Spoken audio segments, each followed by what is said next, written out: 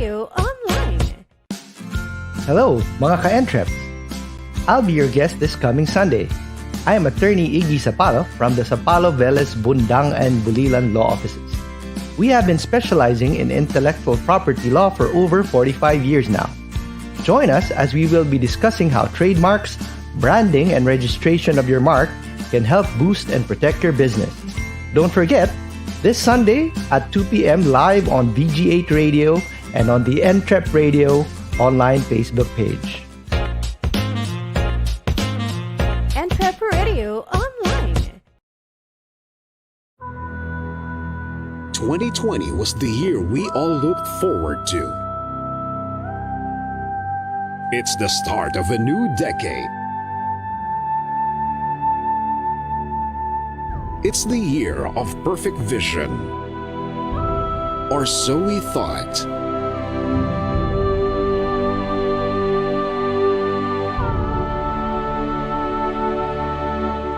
And then, the pandemic happened.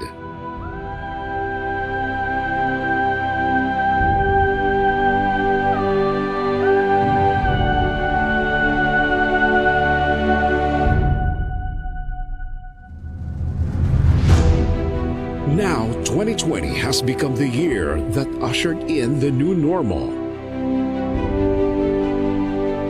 But in spite of that, here in Creative Voices, we believe it's still the perfect year for your voice to be heard. This is Creative Voices 2020. Bigger, bolder, better. And yet still and always the home of the best Filipino voiceover artists. We provide a pool of hundreds of voice profiles. Male or female, young or mature, calm or energetic. In English, Tagalog, and other Philippine dialects. Tuloy ang kwento. Padayon ang istorya. Ituloy ti istorya. Telestoria continua. Isundo may istorya. Padagos lang ang satuyang istorya. Padayon ang imo nga sugilanon. Tuloy ang kwento. An online platform for selecting, booking, and obtaining the perfect voiceover for your commercial, movie, corporate video, e-learning, telephone system, etc. You name it, we voice it.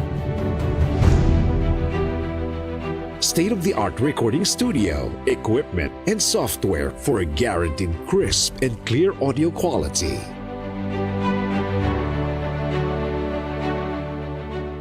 Online workshops on voice acting, home studio setup, and audio editing.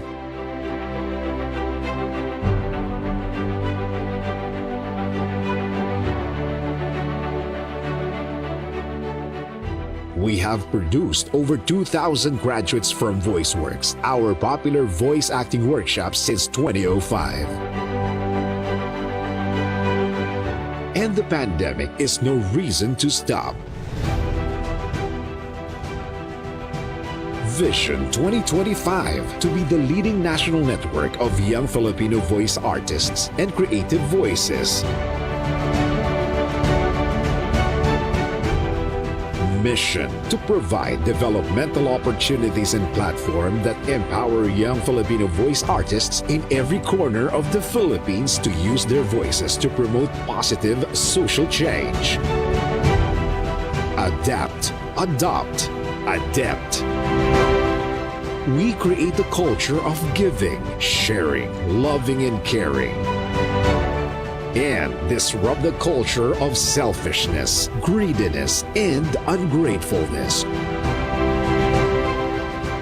We give every unheard and aspiring Filipino voice artist an opportunity to rise above the noise and be heard.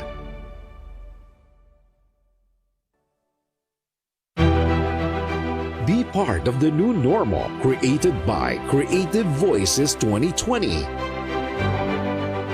Join Certified Voice Artist Program. Creative Voices 2020 Vision 2025. Creative Voices Productions.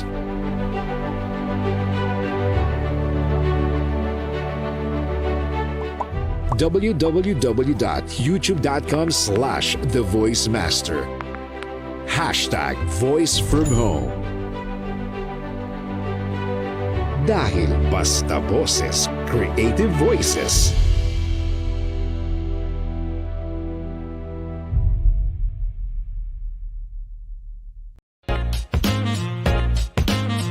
EntrepRadio online.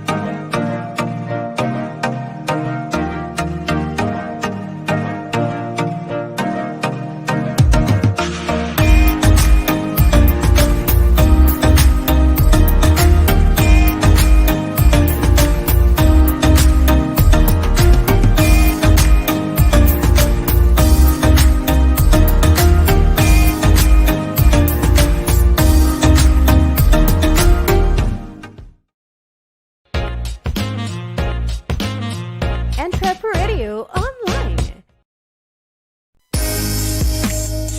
Hear the voices of greatness on the World Wide Web.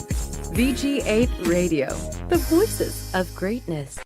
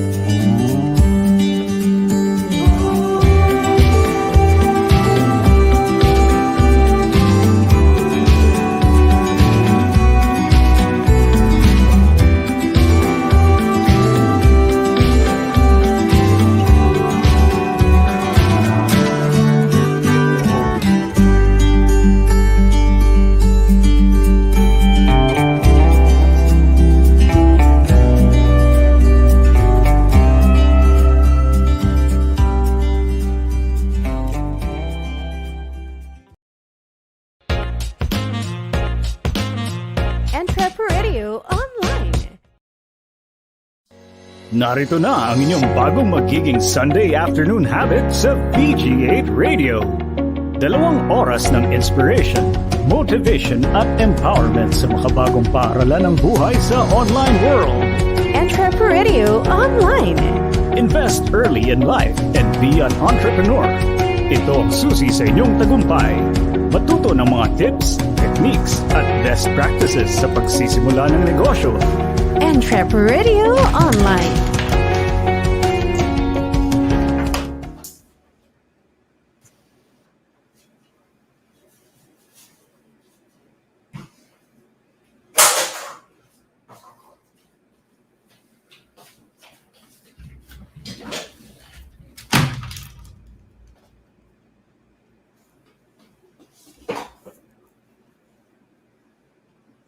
Magandang hapon mga ka-entreps. Narito na ang programa para sa makabagong Filipino entrepreneur. Makakasama niyo kami tuwing Linggo, alas 2 hanggang alas 4 ng hapon para sa usapang punong-puno ng kaalaman sa pagsisimula ng inyong pangkabuhayan. Oo, totoo yan, partner. Alam mo, every week, we inspire greatness, excellence, and success in every Filipino entrepreneur. Dahil dito sa EntrepRadio, may puso ang pagnenegosyo. Kaya Luzon, Visayas, at Mindanao, isang maganda at maharaw na hapon sa inyong lahat, mga ka-entreps. Hatid namin sa inyong 2 oras ng information. Ba't ka natatawa, partner? Anong meron? Parang may nadapa sa backstage kanina. Sige lang, tuloy, partner. Oo, hindi ka naka-mute eh.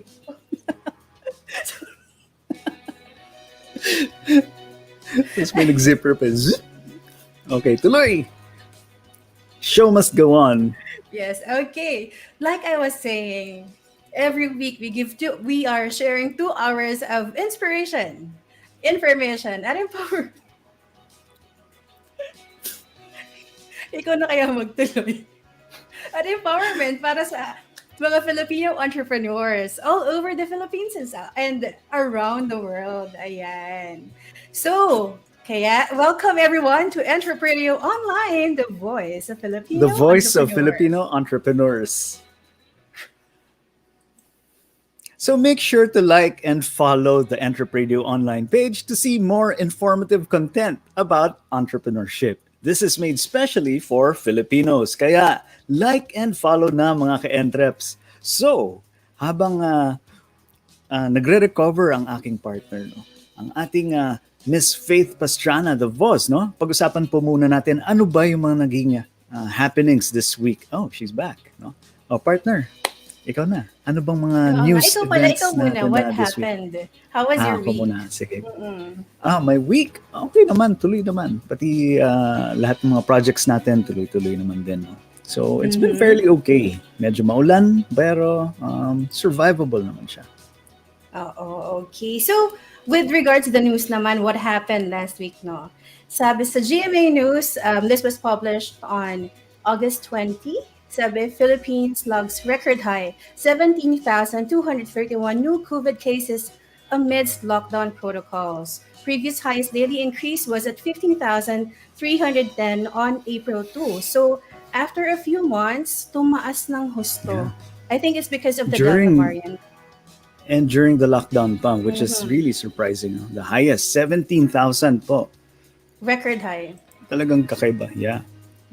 And according to Rappler from August 22, no, severe tropical storm na si Isang, the international name is Omais or Omais. Medyo by this time, 2 p.m., no, nakaalis na siya sa Philippine Area of Responsibility or PAR. No? So medyo may mga konting pag-ulan pa rin, pero hindi na po tatama sa atin. Papunta na po siyang Japan. Ayun. At least that's a good news, 'di ba? Hindi na siya, dilihis na siya. Kasi 'di ba, parang after all this increase in the number of COVID, 'di ba? We could use a little bit of good news, 'di ba? Ayan. So, ito very fresh, hindi pa natin pwedeng sabihin kung anong nangyari dito, pero everybody will be seeing this on their TVs later on. Pero Manny Pacquiao versus Dennis Ugas for WBA welterweight title. At ang nanalo ay, later niyo pa malalaman. Ayan, malalaman niyo yan mamaya mga ka-entreps. No spoilers po tayo dito. Baka mamaya may tumaya or ano. And yung, during this fight, I guess yung undercard, pwede naman natin sabihin, no, na si Mark Magsayo, no? He delivered a vicious knockout over his opponent, si Julio Ceja, no, at the 10th round. So, okay, may panalo pa rin naman ng Pilipinas. Dagdag ng dagdag ang panalo natin. Right. Ayan. And for our last item for today, from Rappler, this was published on August 18. Sabi dito, foreigners making Philippine-based content to be taxed according to BIR. So yung mga foreign content creators na pupunta sa Pilipinas, very controversial yan ngayon, diba? Diba yung nangyari kay Nas Daily? I don't think tax-related yung kay Nas Daily, but I mean, foreign content creators like Nas Daily, they will be tax na rin. And I think you've mentioned na this was actually implemented na before. So ngayon parang i-remind lang. Yeah, it's a part of the mga resident aliens, no? For any income derived in the Philippines, they have to be taxed. Pero since this is an online activity, magaling din ng BIR. Sabi nila na the burden of proof will be on the on the taxpayer. So kailangan nila ipakita na kung may kinita ba sila or wala, no? So they're taking out their labor out of it, kumbaga. Basta sabihin nila, uy, about the Philippines, tatax ka namin, pasilip ka ng books, di ba? Parang, good luck, di ba? How this will be implemented. So yun. Ikaw, partner, kamusta naman ang week mo? Ako ang week ko, I think I can say I had a crazy week. Anything you can share with us? Well, not yet. Not yet. It's not official, but yeah. I will share once it's official. Okay, so yung previous guest natin pala, no, for the specialty and customized cakes, si Miss Angelo Shapno, no, she's the owner of Four Dam Cakes. If you want to see her episode, that's just episode 10. Tingnan nyo na lang po sa page namin, and you can see how she designs her cake and she talks about her business, no. If you're interested in doing mga ganito, mga pastries, mga cakes, specialty cakes, custom cakes, watch her episode. Ang galing po niya. Alright. Very unique cakes. And nagpakita siya sa atin kung paano mag-icing, paano gumawa ng design, diba? That's very interesting. Ayan. And for today's episode, partner, this is very timely, kasi ngayong panahon na to, parang all your creativity just comes out, diba? Parang ganun, parang all your contents come out kasi nga lockdown tayo, and our means of communication and our means of talaga is going online, diba? And of course, kung kayo ay business owner, this will be very beneficial for you para i-make sure mo, diba, yung brand mo, diba, will be solely yours. Ayan. Ang pag-uusapan natin today ay intellectual property rights. And lalo na nga na we are all, most of the businesses should be shifting or at least having some sort of digital component or side, no? Hindi lang pwede na puro retail na brick and mortar, kumbaga na physical store. Now that we are moving to digital, how will you protect your brand? How will you protect your name? How will you protect your image, kumbaga? Especially so, now perfect po ito. Right, especially now that everybody can see. Alam mo yun, there's no limit to how much people will be seeing your brand and how much people can copy from your brand. So, kailangan maprotektahan mo yung brand mo talaga. Exactly. So, yun. Update din pala. We are having several training sessions. I mean, mga learning sessions with Google MSME Caravan, no? Yes. For this week, ipakita na natin, partner. For this coming week. Ito siya, no? So, this is the schedule for this week. Yeah, this is a partnership between Google and Converge, no? It's a free workshop on enhancing your digital skills and growing your business online. So, day 1 up to day 4, iba-iba po yung mga topics na yan. So, if you want to learn more about digitizing your business or getting into the digital or e-commerce trend, parang hindi na pala trend, no? It's the new way na talaga. Oo. Actually, sa mga ka-entreps natin, if you haven't gone digital, this is the perfect time to go digital. And the sessions like this are available to you and it's free. So you can actually sign up and then join. And then you can learn a lot about how to bring your business to digital if you haven't. But if your business is already on digital, you will definitely learn a lot about how you can actually grow your sales using digital assets. Yun. And all using Google's products as well. Right. Because these are all free and very Sorry, partner. So they want Sige, day tuloy mo, 4. partner. Day 2 is our session, partner. Our session together. Excited ako dyan. Sige, tuloy mo. Nabasa ko lang yung comments. Tuloy mo, partner. Anong Bakit ka comment? excited? Sorry. Sinong nag-comment? Let me see.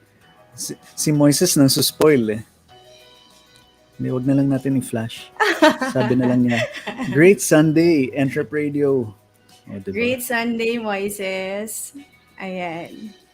May mga may mga spoiler pala dito. And to Miss Jihan, no, from Piranha Q. Sabi niya kasi earlier, watching from Piranha Q. Kababayan, yan. Ayan. So yun na nga, with regards to Google My Business, if you're interested to join any of the sessions, just register po at g.co/grow/MSME Caravan, no, for more details. Right. Ayan. So, next one. Certified Voice Artist Program. Tapos ng Batch 8 quarter. Yan na nga. So, we are now actually opening slots for Batch 9. We don't have the Isipin new na banner ng Batch yet. 9 nakalagay dyan. Wala pa yung bagong page. We don't have the new banner yet, but it's coming on September. So, mag-sign up Early na September kayo. yan.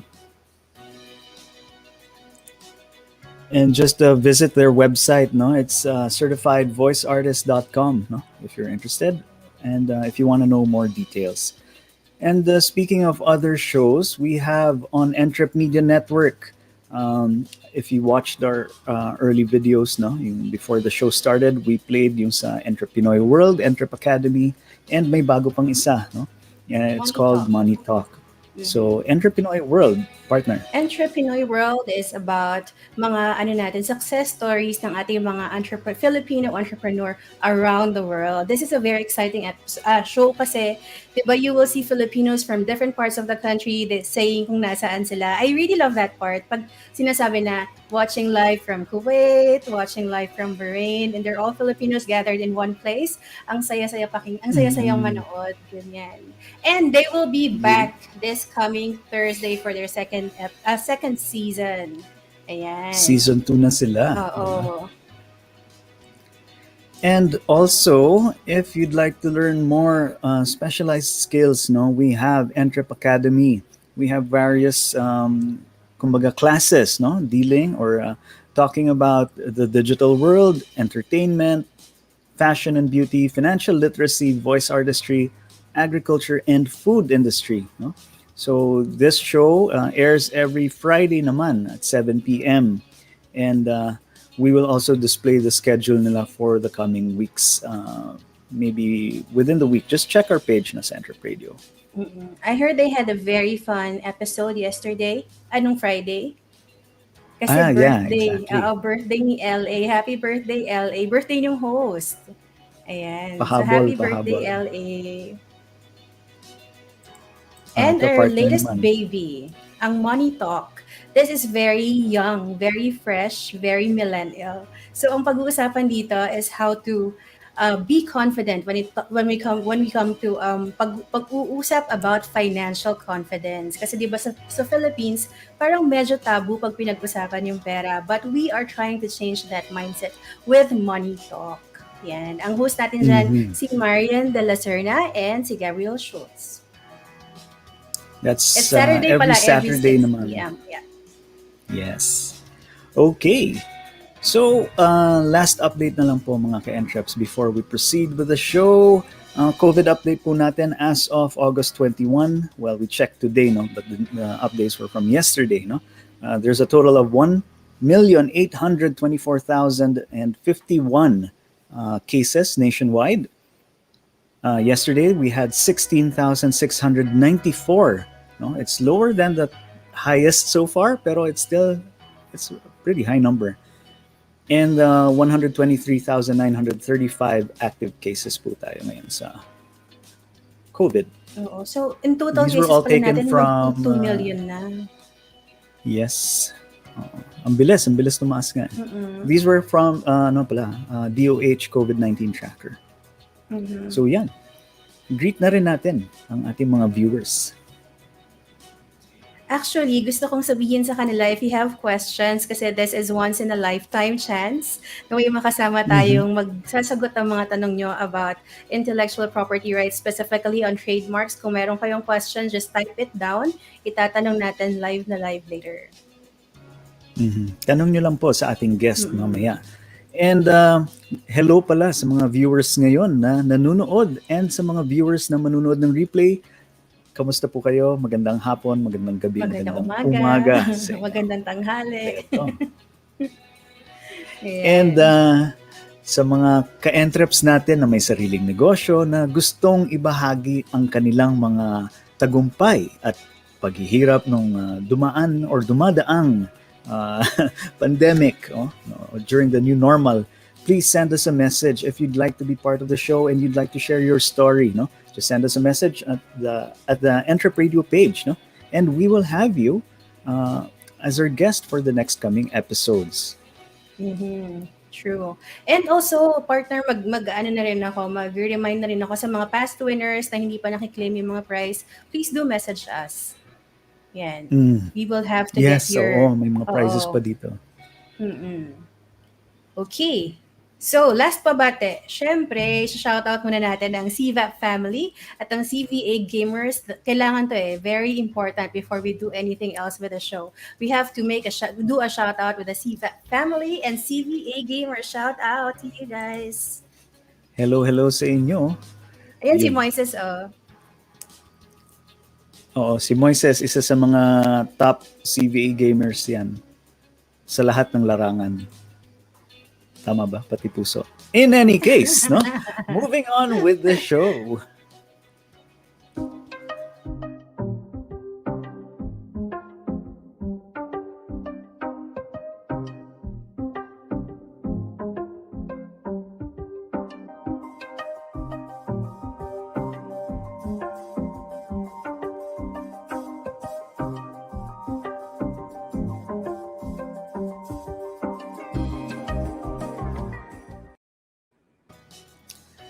So, mga ka-entreps, we encourage you to interact with us by asking your questions in the comment section. Just type away your questions for to be included, para matanong natin sa ating guest later.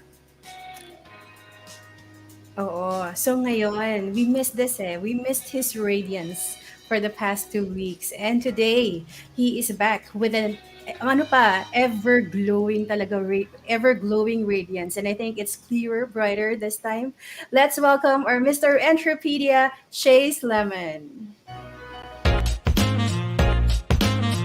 EntrepRadio Online. Hello. Hey, Chase, kamusta? It's been a while. Serenade, it's been a while. 2 weeks, huh? Great, I'm back and I feel a whole lot better. Kamusta na mga ka-entreps? This is your Mr. Entrepedia, bringing in a new set of informative and useful tips, especially for our fellow entrepreneurs, our Entrepedia. Excuse me. Now, what is Entrepedia for those who don't know? Entrepedia, it is a collection of information or data that is useful and helpful to the modern entrepreneur. Or sa Tagalog, ito po ay mga koleksyon ng impormasyon o data na nakakatulong o kapaki-pakinabang sa mga makabagong negosyante. Ayan po ang ating Entrepedia, mga ka-entreps. Right. So do take note of those tips na ibibigay sa atin ni Chase throughout the show. We have 3 tips to be sharing with you. Ayan, isulat niyo yan kasi magagamit niyo yan sa inyong mga negosyo. Indeed. Thank you, Miss Faith. Maraming salamat. All right, now, a trademark. Ayan. These are those signs, insignias, or logos that we see on our computers or the restaurants that we pass by or our everyday clothing. But what exactly is it? What does this trademark do? Now, a trademark is a distinct symbol, logo, word, or multiple words that are legally registered or established through their use as representing a company or product brand. It protects brand names and logos used on goods and services and our intellectual property rights that are protected by law. Now, for an entrepreneur, a trademark will help identify the goods or services that you provide and assist in maintaining a visible and recognizable face in the market for your customers. So, for this episode's Entrepedia Tips, we bring you 3 tips for handling your trademark. For our first Entrepedia tip, choose strong or unique marks. Choose strong or unique marks. So there are certain ways that business owners approach when selecting their trademark. So say a name that describes exactly who they are and what they offer, like for example, Bill's Burgers, or a name that has a clever relation to what they are or what they sell. Say, service like Friendster, or a very unique name that has no connection to anything, like Steam. That's for games, no connection. Now, there are trade-offs when you're either going to be choosing a descriptive name or a unique name. Now, a descriptive name like those burgers, be more straightforward and easily understood by customers, but has little to no trademark protection. Now, a unique name will require more attention to marketing efforts to educate consumers, but will offer better trademark protection. Now, in recent times, however, the online market is growing rapidly, and many businesses now conduct their operations partially or completely online. So, with the rising number of online businesses, having a more unique business identity will enable you to form a better online presence and remain protected from competition. And that was our first EntrepRadio tip. Use or choose strong, unique marks. Ayun, no? Siyempre, the next question is... Yeah, next question is my thoughts on this. Yes. 2 weeks in and I already forgot. Next question is, pakitagalog nga, Chase. Di pa rin ako, I thought that'd be gone by now. Okay, sige. All right, I'm going to proceed with my thoughts What's your instead. take on this? Yeah, My take on this. All right, so having a trademark, it's something similar to having a certain style when speaking, walking, painting, or playing, or something of the like. It's something you definitely know that you have. Now, if you want other people to know about it, having a trademark or brand will help increase familiarization with customers or consumers. Now, understand that despite having this unique way of operating or way of handling things, you're going to be one among many in an ocean of businesses. So it'll be easy, really easy, to be drowned out and remain unseen by people. So in this case, you should, to help out, you should choose your strong and unique mark wisely and deliver quality products and services. So as you deliver your products and services, the quality will then reflect off of the mark or brand that you chose. So yeah, those are my thoughts on that. Always quality. Okay. Ako, I agree with this. No? Pero, yun na nga, no? Ang guest natin for today will delve deeper into this, no? Kasi he is actually, More so. by profession, no? He deals with trademarks talaga. Yes. Pero, yung tips ni Chase, tandaan nyo rin yan kasi sobrang, ano rin siya, tawag nito, very relevant and very, how do you say this? True. Insightful. Yan. Insightful. There you go. Okay. That's the term. Ako, I agree.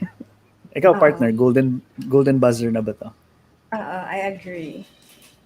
You're going straight to Hollywood. 2 weeks out, back in golden buzzer. That's the way we do it here on EntrepRadio.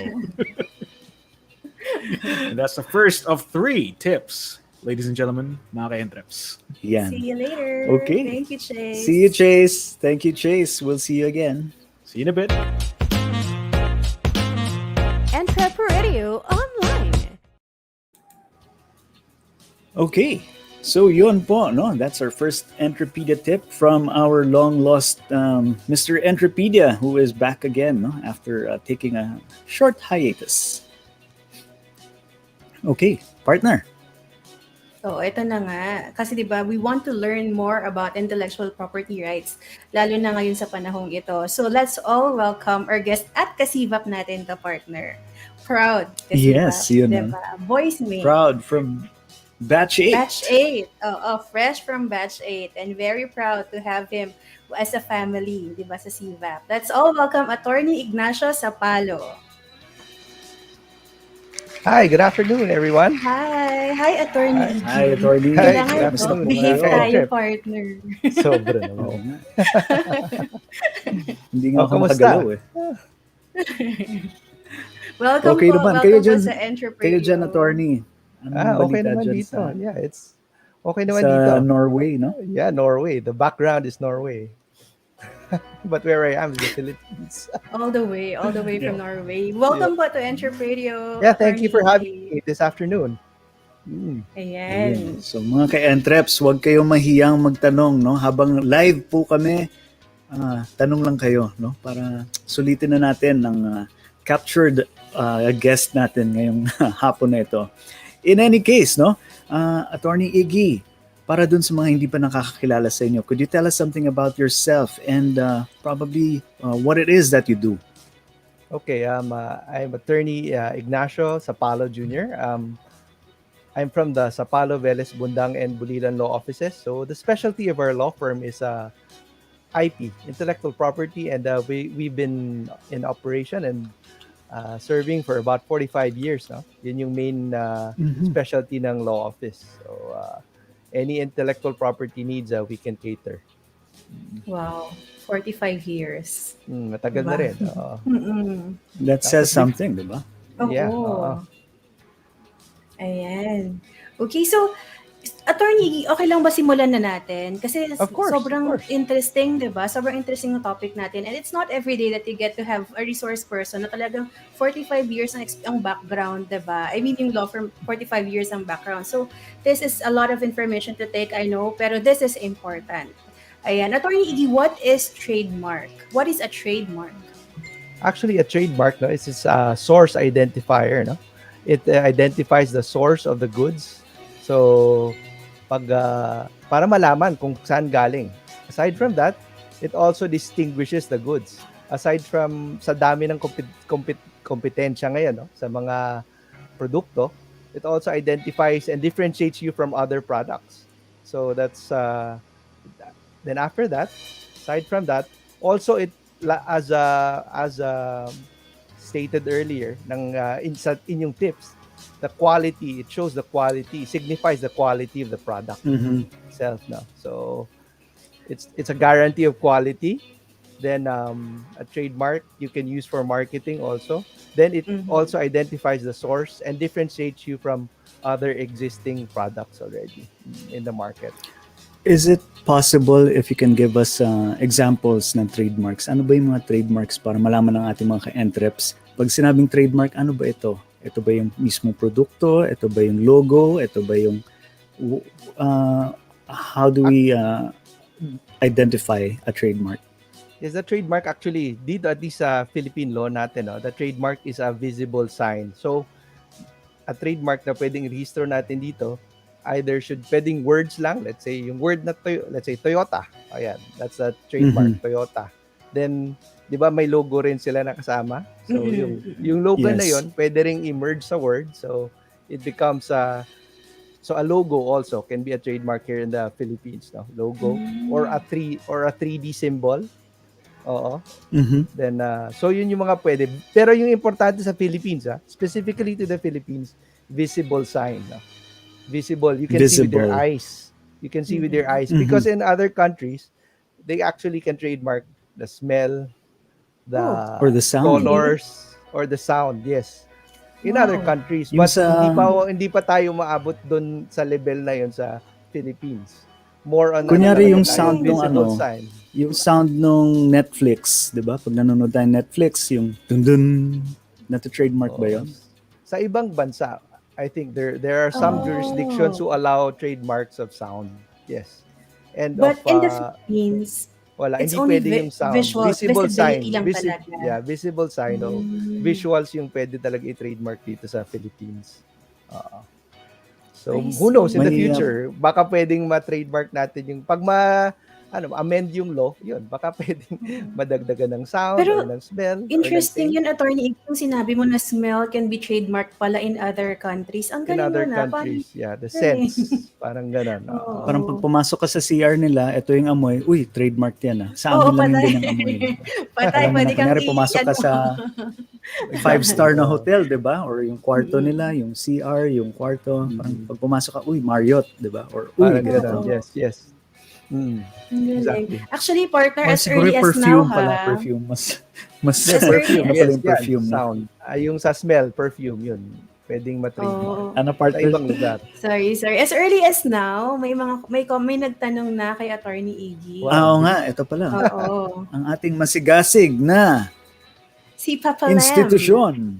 Ipa-trademark na natin yan, Papa Lem. Yung pangalan mo, Papa Lem. Ipa-trademark mo na. Ayan, sabi ni Papa Lem, there are businesses out there, Attorney, natin yung tweak yung trademark like logos ng popular brands? Are they violating something? Actually, I don't advise na ano, no, kung iti-tweak nyo lang. Sabi nga kanina ng sa tip, no, na you Mm-mm. should find your Si own unique Chase. brand, no? Yeah, sabi Mm-mm. ni Sir Chase. Your brand should be Yung unique. So, ideally, dapat yung brand mo talagang kakaiba.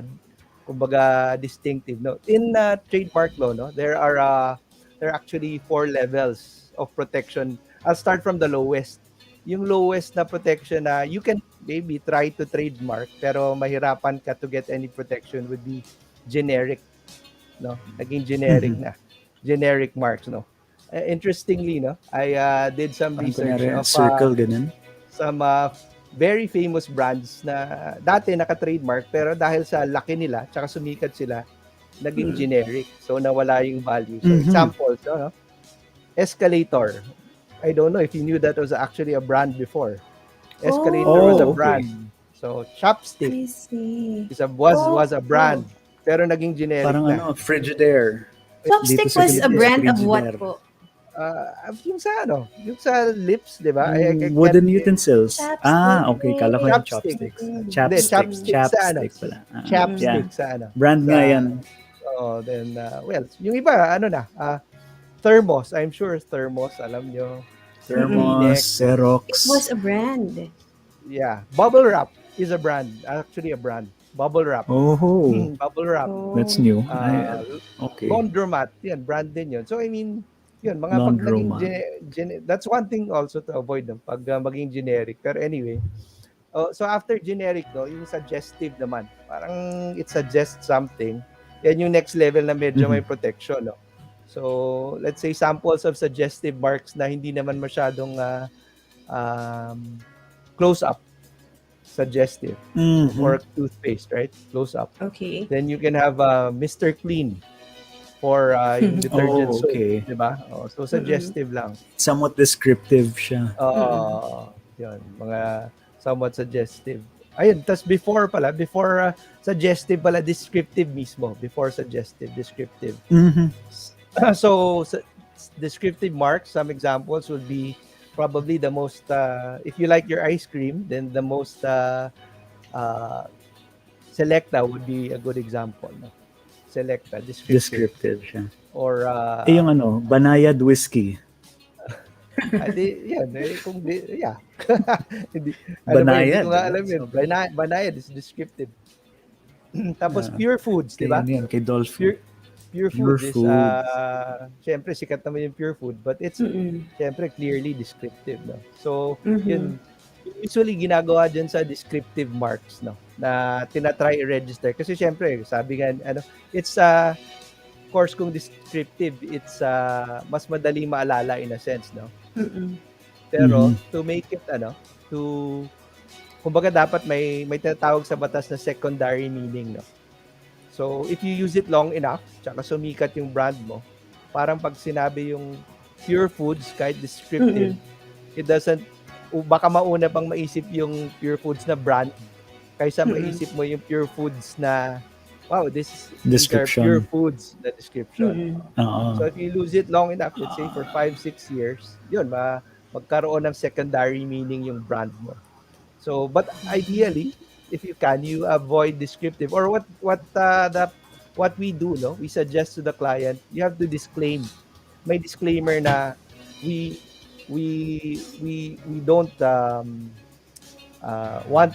we don't have exclusive use for the word pure or foods, but the combination of both plus the branding plus the color plus the logo, yun, parang ma-separate mo siya. So you have this to will make up it. the mark, no? Yes. Then after so that we started generic, then it will be generic, descriptive, then suggestive. Then of course yung pinaka will be the fanciful marks. Yung na talaga. Yung sabi nga ni kumbaga walang no relation at all. No relation at all. 'Di ba? Like yan, sabi nga niya Steam for games. Wala namang relation sa games, but fanciful. So those are that's the strongest trademark. No relation at all to not descriptive. But kung sumikat siya, So in Sa answer kanya na to yun. Papa Lem, you try to make your own brand Ito na nga, different may talaga. pahabol si Papa Lem. Kunyari, pineapple icon na may kagat din. Ang lupit naman nun, pineapple kinagat, diba? Depende rin, pwede. Wala naman eh. Depende naman sa produkto, di ba? Yung tipong kunyari Jollibag o McDonaldo or ano pa yung mga ano? Meron Mga actually, parang copycat. dapat iwasan yung ganun kasi baka may other kasi may dalawang klase Violation na yan? May violation of to clarify, may violation of the IP code via infringement na naka-register na. Meaning so if you register your brand, halimbawa, or you register, let's say, EntrepRadio, you register as a trademark, a service mark, then someone copies it na halos pareho, pati yung signs nyo, yung sign logo nyo kinopya. Yung logo, yung logo, etc. Then, logo pala. because of na-register nyo na, may right kayo na kasuhan yung kumopya, Pero via nag-infringe lang. But there's another thing, even if you didn't register pa, it's parang naghang si Atty. Iggy. Okay, cliffhanger po mga kaibigan. Sabi, ayan, okay. Welcome back. Okay na? Okay, sorry. Yes. Sorry about that. And now there's also unfair competition na tinatawag na even without registration, Basta may goodwill na, di ba, EntrepRadio, hindi pa nag-register, pero as ito, trademark. like now, ginagamit nyo na, yes, as trademark. Ginagamit nyo na ngayon, tapos may kumopya, tapos nagradyo rin siya ng EntrepRadio, gusto niyang palabasin na you're one in the same, pwede nyo siyang kasuhan ng ng unfair competition. Misrepresentation na siya. Parang ganun, diba? he's deceiving, he's passing off himself as, kami yung we are also EntrepRadio, parang gano'n. So, yun, ibang kaso rin yun, even without registration. Identity theft, ganun ba yan? Parang something like that, exactly. Bordering on civil yung tawag yan. sa Criminal. Manloloko na kasi. Or fraud, diba? Actually, alam nyo po, sa Singapore dati, nung wala pa yung Jollibee, meron isang store sa Filipino Mall na ang pangalan similar to Jollibee. Hindi ko sasabihin yung pangalan. Pero parang halos parang Jollibee. Tapos yung pagkain, kalasa ng Jollibee. Parang gano'n. Laging mahaba yung pila nila. Parang gano'n. So, kasi wala pang Jollibee, I guess. So, I don't know. Pero nung nagsimula na magkaroon ng mga franchise ng Jollibee sa Singapore, nagsara na sila. Yeah, kasi yun nga, yun yung may chance na makasuhan sila ng Jollibee. Ayun, kaya. Malamang iniwasan na siguro, umalis na lang para wala nang gulo. Okay. Kahit nauna sila sa market doon sa Singapore, talo pa rin sila. Maybe that's a good entry point, Rene, for internationally well-known marks, no? Kasi let's say there's also in our law protected yung internationally well-known marks kahit walang registration.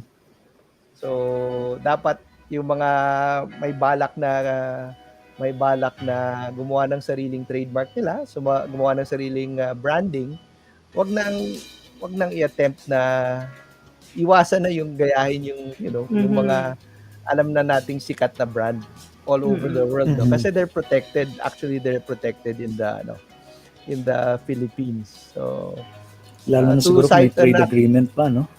To cite merong may mga sikat na brands na In-N-Out Burger, halimbawa, that's an actual case. In-N-Out Burger, then may nagagaya ni dito, although wala naman sila dito, no?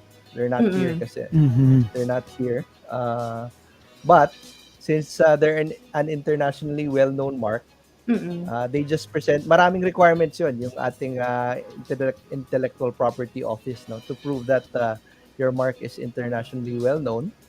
So they proved some parts of that. Tapos, the court ruled in their favor na dapat tumigil yung nag-In-N-Out Burger dito na na parang copycat kahit walang operations dito. So, ingat-ingat lang, no? Lalo na pag yung balak mong kopyahin is an internationally international brand. Yeah. But in fairness naman, they have to prove also that they're internationally well known. Kumbaga, they have to present a lot of evidence na hindi naman basta-basta sabihin na internationally well known kami. Hindi instant na parang di ba, self-serving na yun. Sikat kami, dapat protected na agad. Hindi naman ganoon. Hihingi rin ng ebidensya yung mga korte natin dito sa Pilipinas. Oo, hindi lang by word of mouth or hearsay. You have to present evidence na sikat sila. Oo. Ayun, sabi ni Papa Lim daw Jollybex, yung nanggagaya sa Jollibee. Jollybex. Sinabi talaga. Ewan ko kay Papa Lim. Ang mga brands mo, Papa Lim. Ayan. Pero, Attorney Iggy, ano po ang difference pala ng trademark at copyright? Kasi we always hear copyright ngayon di ba? Parang laging sinasabi, copyright, baka ma-copyright ka, ganyan. Anong difference? The copyright kasi, yung difference, for at least for laymen, to be protected, trademarks you have to register, no? You have to register trademarks. Sa copyright, pag maisip mo na, no, ikaw yung author, halimbawa, maisip mo may ginawa ka na copyrightable. Usually, it's very broad.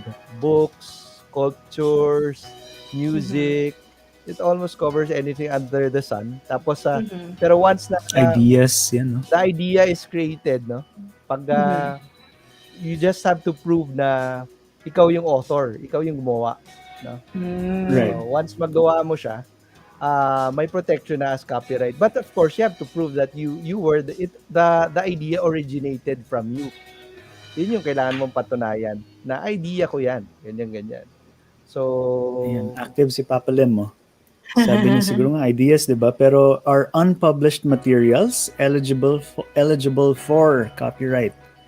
Meaning hindi pa nasisikatan ng araw.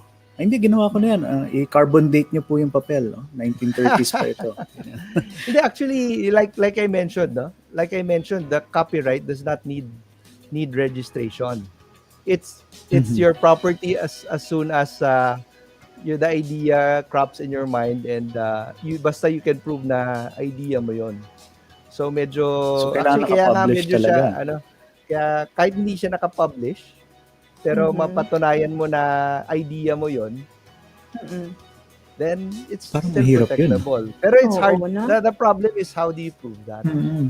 How do you prove that how do you show that ikaw yung nauna na nakaisip noon, di ba? Kasi actually copyright minsan there's a big chance na may kapareho ka kasi syempre, di ba? There are millions of people in the world. There's a chance that the odds are that you have may kapareho ka, but parang okay yung lang di ba, light bulb, yung kotse, di ba? Benz and si Ford. Pag ganon, inventions naman. Pag light bulb, patent na yun. Patents na, that's patent. Different pa. So, that's the difference. Well, kung patents naman, pag patents, unahan na talaga. Parang ano rin yun. You have to patent it first. Kung may nauna sa'yo, So, actually, may dapat walang prior art before the grant. Prior art means, yun, walang invention na ganon.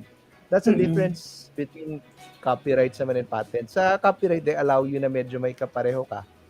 Kasi yun nga, the odds are baka meron. Pero sa patent, since unahan talaga na, I made this first. I have the patent rights to this. So, dapat, pero pag nag-patent ka, ladlad lahat ng secrets, di ba? Parang ganun. Kasi you're gonna have to lay it out. Yeah, because you have to also, what makes it work, may prior art search din. Kasi baka mamaya may nauna na sa'yo, tapos pinapapatent mo, may nauna na pala. Ay, may ganyan na, pasensya, may nauna sa'yo.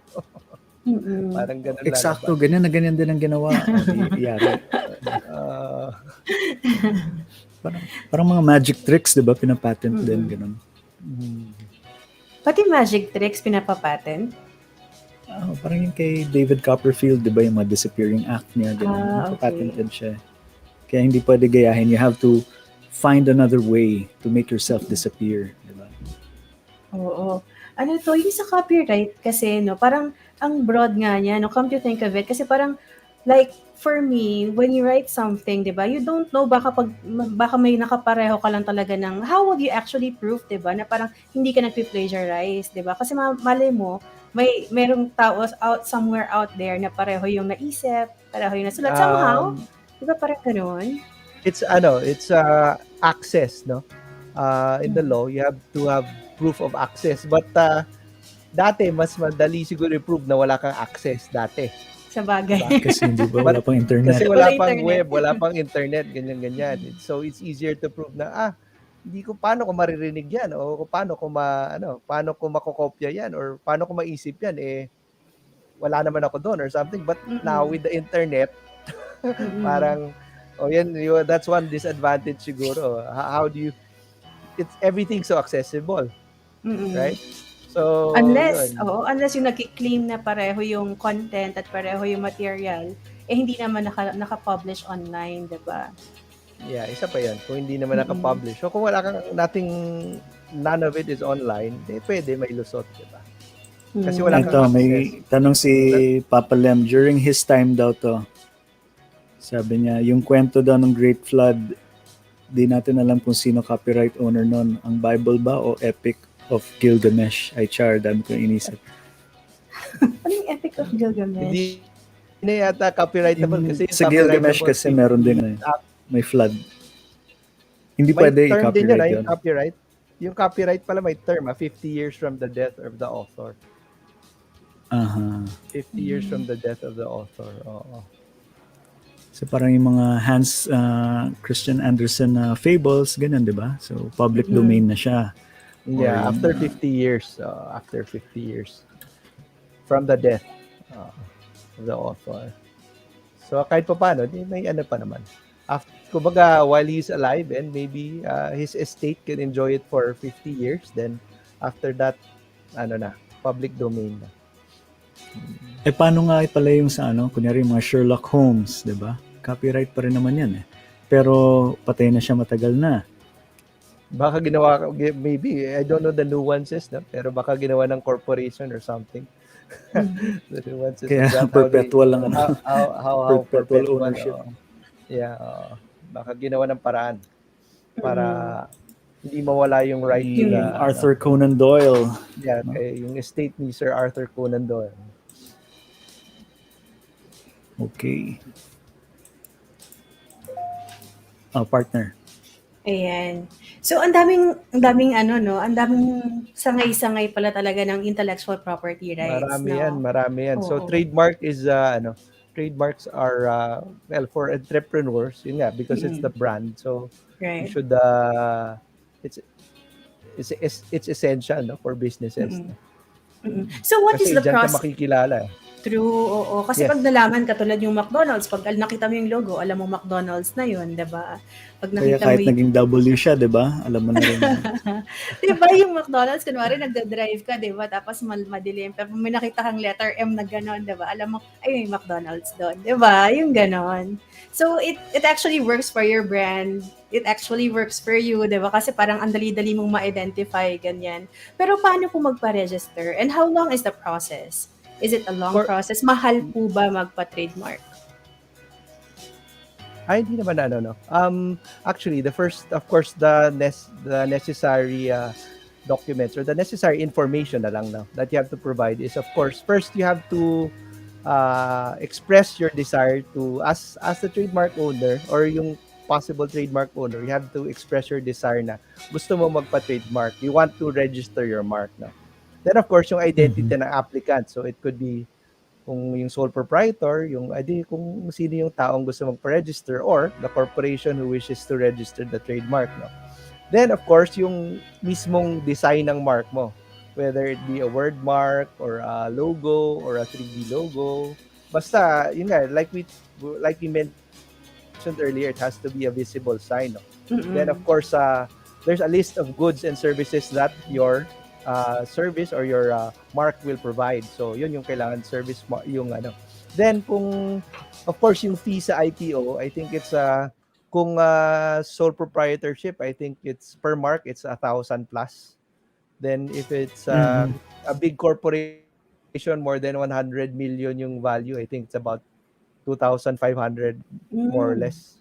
So ganun yung fee sa ano. So actually if you can check the IPO fill site, it's all online and ayun, may process lang to ano. Of course they'll check first kung may kapareho, etc. So you should do your due diligence din bago nyo i-file yung ano, trademark nyo. Kasi dapat syempre check nyo na kung ano, like yung i-recap natin ulit yun, yung possibility na ma-register yung mark mo from lowest to highest will be generic. Then after generic, then descriptive, yes. Then suggestive, then of course yung arbitrary or fanciful. So yun. So based on that, may trademark search din naman no. Tapos don't forget also, kahit na visual sign lang, pero pag sounds like may tama rin yun. Yeah, kasi yung sign mo will may actual case like lion pass, salon pass, yung mga ganun ba. So if it sounds like dapat ingat din. Pero it's always the sound, of course, is how you pronounce it once you have that visual sight. Diba? So pag McDonald's, hindi pwede yung McDonald's. Ganyan. McDonald's. Yes. So actually, there's an actual case. Speaking of McDonald's, yung Big Mac versus LC Big Mac, meron yan sila. They named their burgers Big Mac. Then MAK yata yun, diba? Yeah. Mac. But it sounds the same and yung McDonald's yun nagreklamo because of that. Kasi talagang pareho yung pareho, although yung sa kanila of course refers to the McDonald's Big Mac. Yung kalaban, lahat ng burgers nila, niname nila na kahit anong burger, whatever style, Big Mac. Friend. Tapos yung store name, Big Mac din. Wala talaga. So, napalitan. So, yung nangopya, they were ordered by the court to stop. Tapos, they had to rename some of their products, etc. But they're still operational. May fine po ba yun, attorney? Meron. Pag lalo na, negosyo siya eh.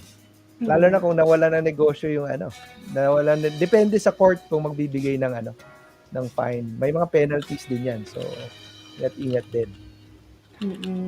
So, better kung magiging original na lang tayo, di ba? I-stir na natin yung mga creativity juices natin and be original. Yung creative juices. Dapat original. Oo. Tama, i-build na lang yung marketing, i-build na lang yung marketing brand, di ba? You have an original, a very original and distinctive mark, tapos i-build mo na lang. Oo.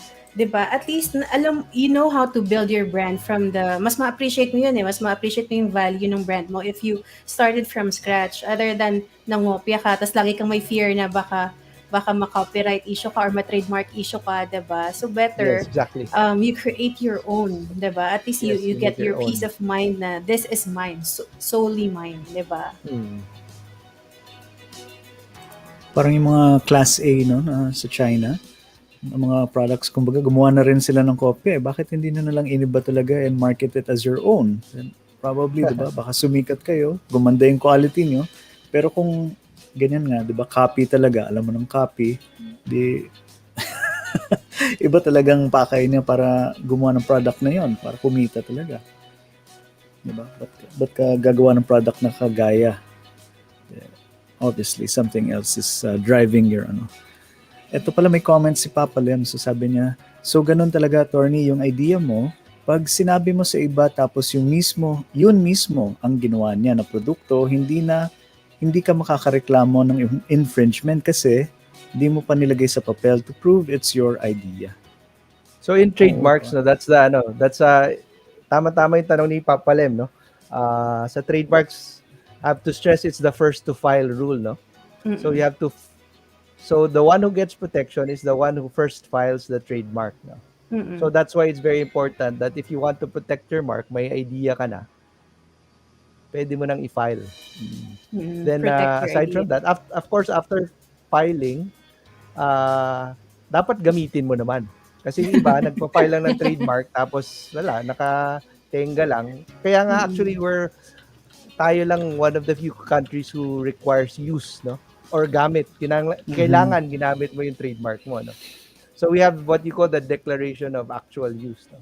So it's usually from you have to submit it to the IPO, the Filipina IPO Phil 3 years, no, after the registration. Kung matanggap na yung registration ng mark mo, after 3 years, dapat may proof ka na that you actually used the mark. Kung hindi, ma-abandon siya. Pag na-abandon, nobody owns it anymore. Yes, Anybody you don't else own it can anymore. Kung may mauna sa'yo, mag-register na naman. So what you do is talaga? Yeah. So Kunyari if you nag-lapse, abandon it, nakalimutan mo lang talaga. wala na yun. Out na yun sa register nila. So kung kunyari, let's just say, hypothetically, kunyari McDonald's, hindi sila nakapag-register or na-renew, pwede mo i-renew yun? I mean, pwede mo i-apply yun? Pag na-overlook nila yung registration, gano'n? Oo. Yeah, but of course, McDonald's, obviously internationally well-known mark. Pero, so hindi pa rin. Needed na, di ba? Oo. So, pero let's say, less known mark. Hindi talaga nagamit. Ibang usapan na yun. So, use is very important, no? Or kung hindi man use, kung talagang wala pang use, may reason ka na hindi mo na start yung business mo or hindi mo na gamit, tapos may you can register. actually file for extension. No? There's a one-time extension, 6 months before to extend the submission of the DAO. But of course, you have to pay a fee lang. But the remedy, if you actually abandon it, you renew. Re-renew mo talaga. Parang you go back to step 1. Step 1, i-renew mo talaga. Ayan, sabi ni Jihan. Oh no, pwede may maganap na sulutan kahit sa trademarks. Yes. Kapag inabandon ang iyong trademark, kaya use it. Kaya dapat alagaan. Alagaan mo talaga. Yeah, you have to maintain it. That's part of trademark maintenance. The use. Oo. So, pag-usapan naman natin, attorney, yung why is trademark registration important? I think this is that, no? Yun nga na kailangan i-register mo siya kasi kung hindi, baka maunahan ka pa ng iba. Maunahan. So that's the reason why trademark registration is important. And we're to emphasize first to file rule na tayo kasi may time before that the basis was use. So kahit hindi mo na pa-register pero na gumagamit ka na, nagagamit mo na yung trademark, that will be a good basis for it, no? Na nagamit ko naman pero hindi ko lang na-register. But the new law, yung RA 8293, changed it na first to file rule. So kumbaga yung mas may bigat yung mas may bigat yung unang nagpa-register, no? Oo nga. So kunyari, for example, dati parang may ganun nga, parang kailangan ipakita mo muna ginagamit mo. May mga ganun ako narinig kasi pag nagamit mo, parang you feel safe na that pala yon. Ngayon iba na yung rule. Yeah, it's the first to file rule. So always remember that for trademarks. So so parang kunyari for our company na 30 years na, kahit kung kunyari hindi pa namin na-register, hindi pa namin na-trademark, pag may naglabas na iba, kunyari ginaya exactly, pero sila nag-file, hindi na namin magagamit yun. Pwede unless kaming na may kahit we're doing. Of course, kung may bad faith, no? Kasi let's say sikat na kayo kahit paano. Doon ka papasok sa unfair competition. Pero you can't stop them also, but you can't stop them from using it as well, parang ganon. Parang kayo, they can't stop you rin from using it. Pero that's the new one. Ang daming nuances no?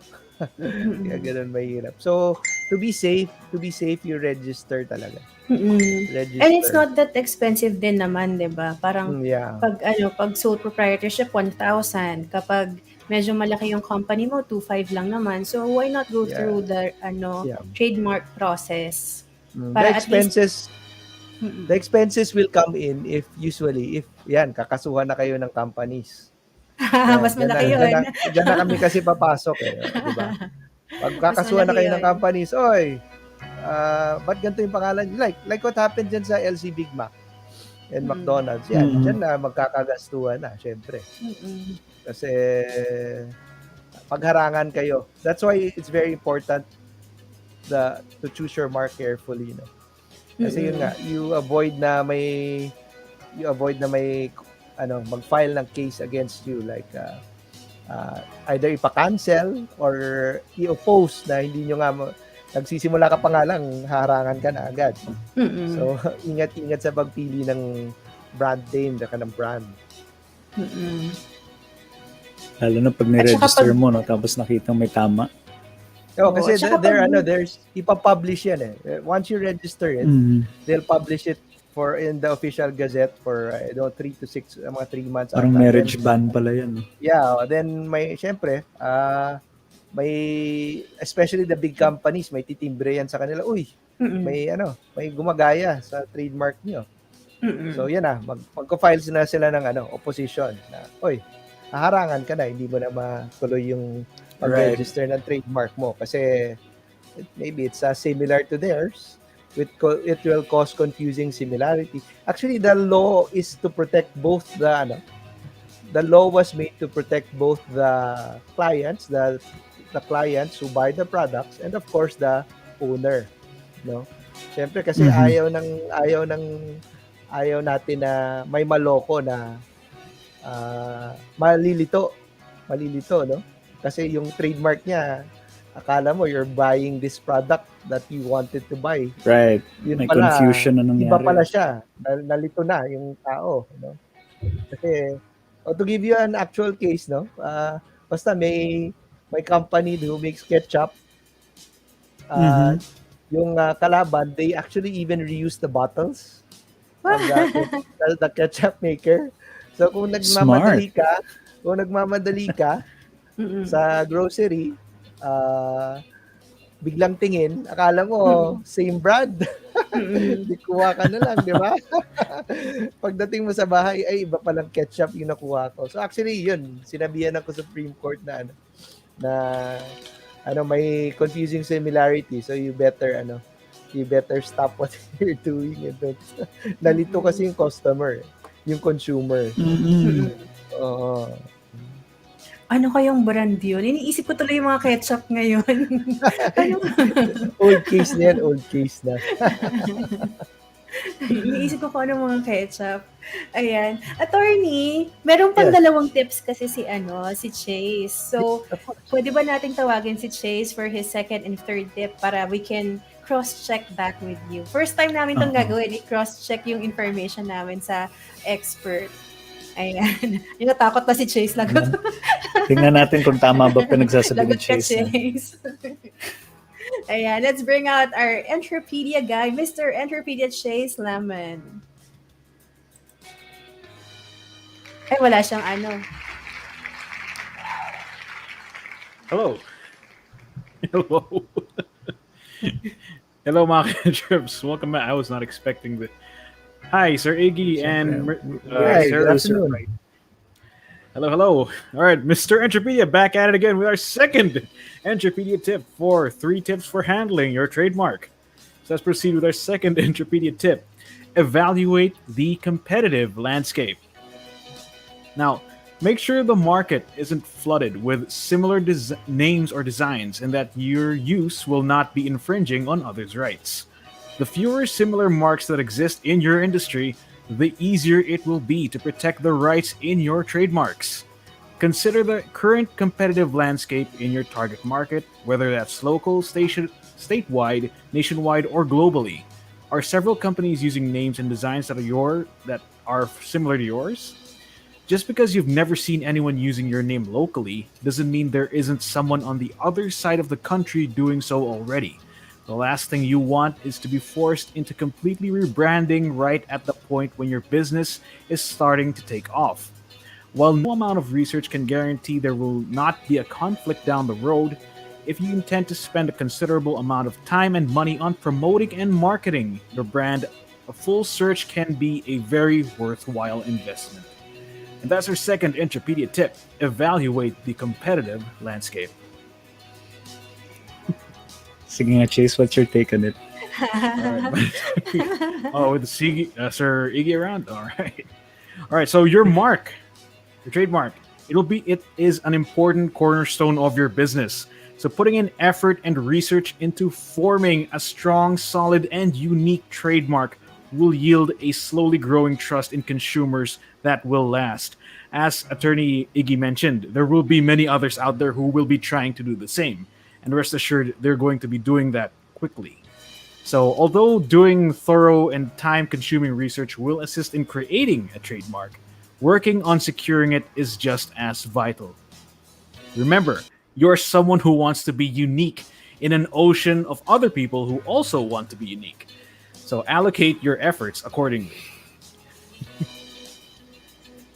And in Tagalog, You're always gonna ask me that. Ayan po ang Entropedia tips natin. Second Entropedia tip. Evaluate the competitive landscape. Yes. Ayan.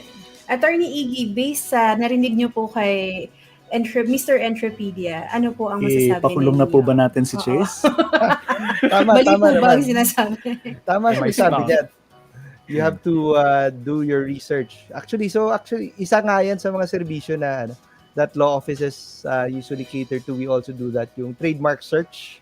Before, if you give us your possible trademark, we'll help you say na, uy, mukhang may kapareho Uy, meron na. So, maybe change it up a bit. So, kasi yun nga, sabi niya ni Chase, pag ma-file mo na, wala na, no turning back na yan Kung may kapareho ka, tapos kasuhan ka, then harangan ka. Yung pinaghirapan mong trademark, goodbye. So you have to be meticulous, no, in choosing your unique, distinctive trademark.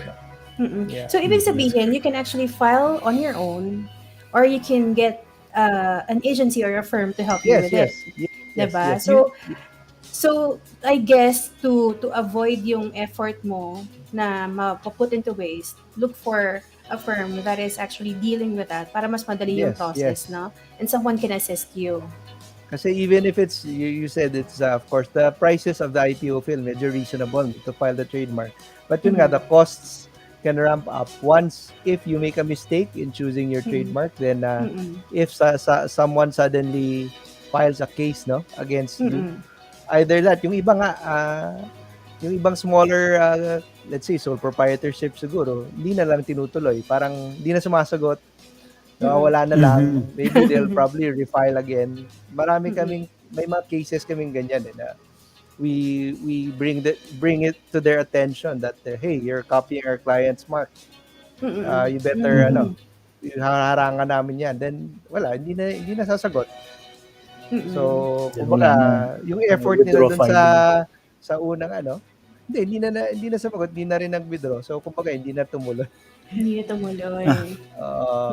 So, of course, but the IPO will still decide, no, on the case. But usually, lalo na pag similar, then malaking chance na manalo yung nag-oppose. Original or yun. Yeah, yung nag-oppose. So that's si Chase humihirit pero nakamute. Yes, Chase. I was just lipping. Sabi ko, yung una, number 1, first one. Walang second place sa marks. Anyway. Yun. Alright. Ayan. O sige, number 3 tayo. Gusto mo ba ng stinger, Chase, bago tayo mag number 3? Okay, sure. Sige. So for Entropedia tip number 3, EntrepRadio Welcome back, Chase. Good afternoon, mga ka-entreps. Sir Iggy, Sir Renee, and Miss Faith. Welcome to Entropedia. This is your Mr. Entropedia back at it again with our third and final Entropedia tip. All right, so our third Entropedia tip is use your marks consistently. Now, trademark rights arise when you actually start selling your goods or services using the trademarks. These rights only continue as long as you're actively using the trademarks. This applies to logos as well. Small modifications may not affect your rights, but substantial changes in the design or overall impression of your logo can lead to a loss of rights as well. That's why it's important to be consistent when using your trademarks. Putting the time and effort into developing something you love today will pay dividends in the future. If you're considering revamping your brand identity or switching gears entirely, be sure you understand how that will affect your existing rights so you don't unintentionally forfeit them. And that was our third and final Entropedia tip. Use your marks consistently. Yun. So let's go with Mr. Entropedia tip. Mr. Entropedia's take on this. My take on this. Entropedia take. All right, I'm not going to Tagalog this. Okay, anyway.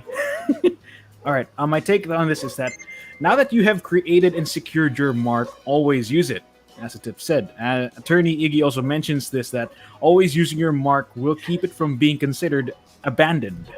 So using your mark not only solidifies your foothold on the market, it also serves as a constant reminder to consumers that you still exist. Existing in the eyes of consumers maintains a subconscious level of familiarity and associated trust, which help direct them back to your business. And don't forget, you made your mark for a reason, to be seen, noticed, and recognized. Always use it. Yun. Okay, Attorney Iggy naman tayo. Yes. Tama, Chase. Thank you. Kasi yun nga Golden buzzer din pala si Atty. Iggy. 3 for 3. 3 for 3. Kasi kailangan gamitin kung hindi nga ma-abandon. No? Then, of course, Chase mentioned if you make changes to your existing trademark. So that's why these big companies, these very big successful companies, don't have just 1, 2, 3. They have 50, 60, 70 trademarks. Yung mga giant companies, ang daming trademarks niyan. So, if they want to promote a new product or a new branch of their business or a new service, they actually make new marks or maybe modify old marks or add something new. So, hindi lang isa yung mark, hindi lang dalawa. Marami pa. So, yun, isa pa yun. So, if you plan to diversify and diversify your services or diversify your product range, why not also make a new mark for that particular service, diba? Yun nga itatanong ko, Attorney Iggy, kasi like for kunwari, kami, pag may clients kami na, syempre, you have a brand, diba, ganyan. They have this brand kit. Now, you really have to follow specifically how to use the logo, actually style guide down to the size ng mga spaces. Kunwari, yung margin yung padding from the niya, edge, very specific sila. So now I'm wondering, kasi minsan they change their logos. So if they want to change and rebrand, they have to trademark again, no? Ideally, yes, kasi magbabago Magbabago yung So, yun, yung mangyayari Pero doon. existing pa rin yung dati. If they renew Tuloy pa rin yung dati. Pero yung ginagawa nila, if they want to rebrand, then sometimes i-abandon na lang yung luma, then yung bago, yun yung ituloy-tuloy nila. Then yun yung nangyayari. So pag in-abandon nila yung luma, somebody can come up and pick it up. Meaning, gamitin nila yung lumang logo na gano'n or something? Or kung maglabas sila ng something similar. Magiging confusing similarity din yan. Pwede pa rin silang kasuhan, di ba? Diba? May tama pa rin. Pero sometimes when they change their brand, it's hindi naman total rebrand eh. Sometimes konting palit lang ng hindi naman pinapalitan yung fonts or something, or konting color lang, konting shade lang. Kasi 'di ba very specific sila even with the RGB nung RGB ba tawag doon? Nung logo. color palette. Ganun, Yeah, very, yeah. very specific. Yeah, So, pag kunwari yun nga. nagpalit ka lang ng konting color, konting ano lang, Rebrand, ganyan, hindi yan, naman refile. kailangan. Oo, Not hindi necessarily. kailangan Depends on how you filed your brand, because you can actually register your brand in black and white, or kung may sariling ano. Pero it's easy. Usually, we suggest na black and white Mas malapad yung protection pag black and white. Kasi kahit anong gawin nilang kulay doon, kung ginaya nila, you're still Basta yung silhouette, the trademark. Yes. But pero there are a lot of brands na parang kung may dinagdag na konti or may dinagdag na significant doon sa existing nila, they just file another trademark. Kasi yun nga, hindi naman gano'ng kamahal, Bago diba? na talaga. Magkano lang naman yung at least kung sa IPO fill, no? Oo. And if you So, have an parang existing yung, brand naman na, if you have an existing trademark, hindi na ganun kahaba yung process, diba? Kasi meron ka ng existing. Hindi na Diba yung i-process sa somewhere else. Yung sa Starbucks, dati may text siya na naka-border around. Ngayon wala na yung border na yun. Yung pangalan niya Starbucks Coffee. Tinanggal na, it's just the mermaid na lang ngayon. Oh, yan yung mga slight modification. So I don't know what they have, but pwedeng they still have they still existing yung may Starbucks na na lettering, then they just added yung banner yung sa nila. mermaid naman. Or yung KFC, di ba? Totally rebrand yan kasi dati Kentucky Fried Chicken siya, ngayon 3 letters na lang yung company niya, KFC na lang. Yeah. So yun talagang bago. Okay. Ikaw, Chase, may pahabol ka pa, Chase? No, never mind. Nasabi mo na pala. I'm sorry, I got stuck in KFC. Nagutom ako. Yan tayo dito sa EntrepRadio eh. It's always about food, huh? I mean, what about yung, well, there were some other companies there that did change their brand na I was familiar with before, like, for example, Smart. Now they look like mga parang bejeweled na crystal na ewan. I'm not really familiar with it now. I'm sure they added, they probably registered new designs for their trademarks. Dadagdag yan sila eh. As well as Google. A lot of mga napapansin ko lang. So far. Anyway, that was it. Okay, so Pero we'll get back to you later, Chase. Ay, sige, teka. Sorry, paano po pala yung May mga pahabol si parody? partner. Like, kunwari 7-Eleven. Tapos, alam mo yung mga Pinoy, mahilig silang maglaro with the names and the, diba? And the names of the companies. Kunwari, maliit lang Yung naman sa na store. 812. Kunwari, may nakita akong 7-Eleven, naging 7-Eleven. Ganon, parang panalitan. Parody lang siya. Well, yeah. Steven Pero and Lemon. strictly speaking, pwede pa rin naman na kasuhan. But, depende yan sa, sa corporation, Sa brand. if it's worth their time and money. Yeah. Right. Siguro kung Parang medyo kung ma-affect nakikisakay. kung kung paisa-isang maliit lang na store, baka hindi na nila patulan. But kung medyo may balak na lumaki, baka ibang usapan na yon. Harangan na nila yan. Parang yung But di ba? really depends. Yung 812. Yung gumaya sa 7-Eleven, 812 naman daw siya. Hindi, may mas magandang brand si Papa Lem. Sabi niya si 7-Evelyn. 7-Evelyn, nakita ko rin yan. Sa probinsya yan, di ba? May ganon. Totoo yun. 7-Evelyn. Okay. Buti pala meron akong Chase sa pangalan ko. Otherwise, baka maka-copyright ako. Steven Lem, 7 Lemon, 7 Lemon. Anyway. Oo nga. Sige, pilit natin yan. Never mind. It's a name, not a brand. Just realize this. Okay. All right. See you later. Okay. See you, Chase. See you later. Sige. Eto pa, attorney. So kunyari naparegister nyo na siya, yung trademark nyo. Essentially, what rights does the owner have for registered trademarks? So, the rights of the registered trademark, yung registered owner ng trademark, of course. Registered owner pala. Yeah, registered owner of the trademark. Of course, he can prevent others from he has parang magiging monopoly niya yun. Ako lang pwedeng gumamit ng mark na to. Wala nang iba. No? Then aside from that, kung sikat ka na talaga, then let's say mag-import ng may plano may mag-import ng manggagaya ng mark mo, pwede mo rin harangan. So you can even stop the importation of goods that might affect your mark, or goods that are who plan to copy your mark. No? So yun yung ownership rights. No? Then usually yung trademarks na to, they last for there's a 10-year term, then renew na rin. Okay. You renew your mark after 10 years. After 10 years. Ang renewal ba niya, mahirap pa rin, madugo pa din? Or this is just a formality na lang? Formality na lang if you already have an existing mark, then wala naman nag-oppose or nagpapa-cancel. Yun. So yun nga, na marami at saka sobrang advantageous yung magpa-trademark ka talaga, lalo na if you're very serious about your business, about your brand, diba? And ang daming disadvantage kapag hindi ka nagpa-trademark, kasi parang it's just so difficult to own the brand pag hindi mo siya na-trademark. So, attorney, ano pong mga tips natin sa mga business owners? Kunwari, nag-iisip sila, mag-trademark ba ako o hindi?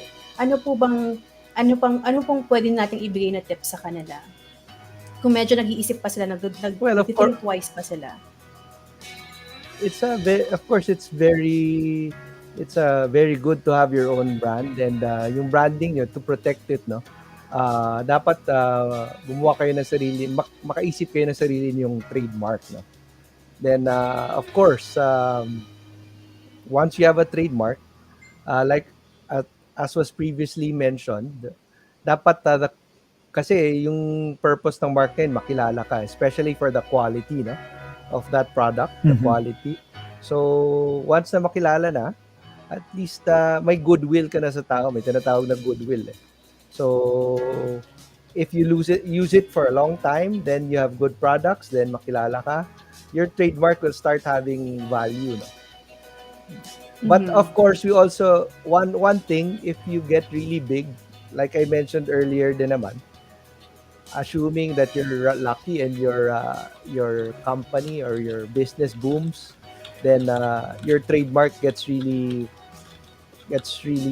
high value, no? You avoid it becoming generic naman. That like I mentioned, 'di ba kanina, yung mga brands. Hindi ko nga naubos. Magdadagdag tayo ng mga brands na naging generic. Aspirin is actually a brand. Right. Pero generic na lang para siguro mas madali. Then Yo-Yo is actually a brand. Yo-Yo is a brand. So, yun.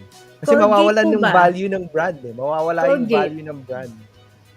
Colgate hindi. Yeah, Colgate, definitely. It's still Unilever. Diba? Unilever, Okay. tama ba? Kasi parang pag, di ba ngayon, pag sinabing bumili ka nga, hindi na bumili ka ng toothpaste, bumili ka ng sa Colgate. Pilipinas nga, normal yan. Bili ko ng Colgate, yung Pepsodent o yung close-up. Diba? O yung dito, sikat na sikat, Jeepney, di ba? Pero Jeep is actually still a brand, still an existing brand of, tama ba, Chrysler or GM? Yeah. Jeep. Chrysler. Kerosene is actually a brand, no? Kerosene. And Jacuzzi was actually a brand also.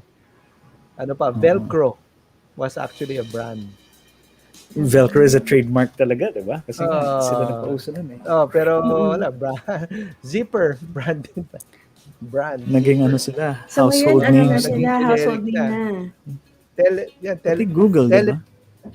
Google. Pero Google apparently kahit na lagay na sila sa dictionary, parang they can still prevent others from using their so yun yung parang kakaiba lang sa Google. Maybe laki-laki nila So kahit na dictionary na sila, Google it, di ba?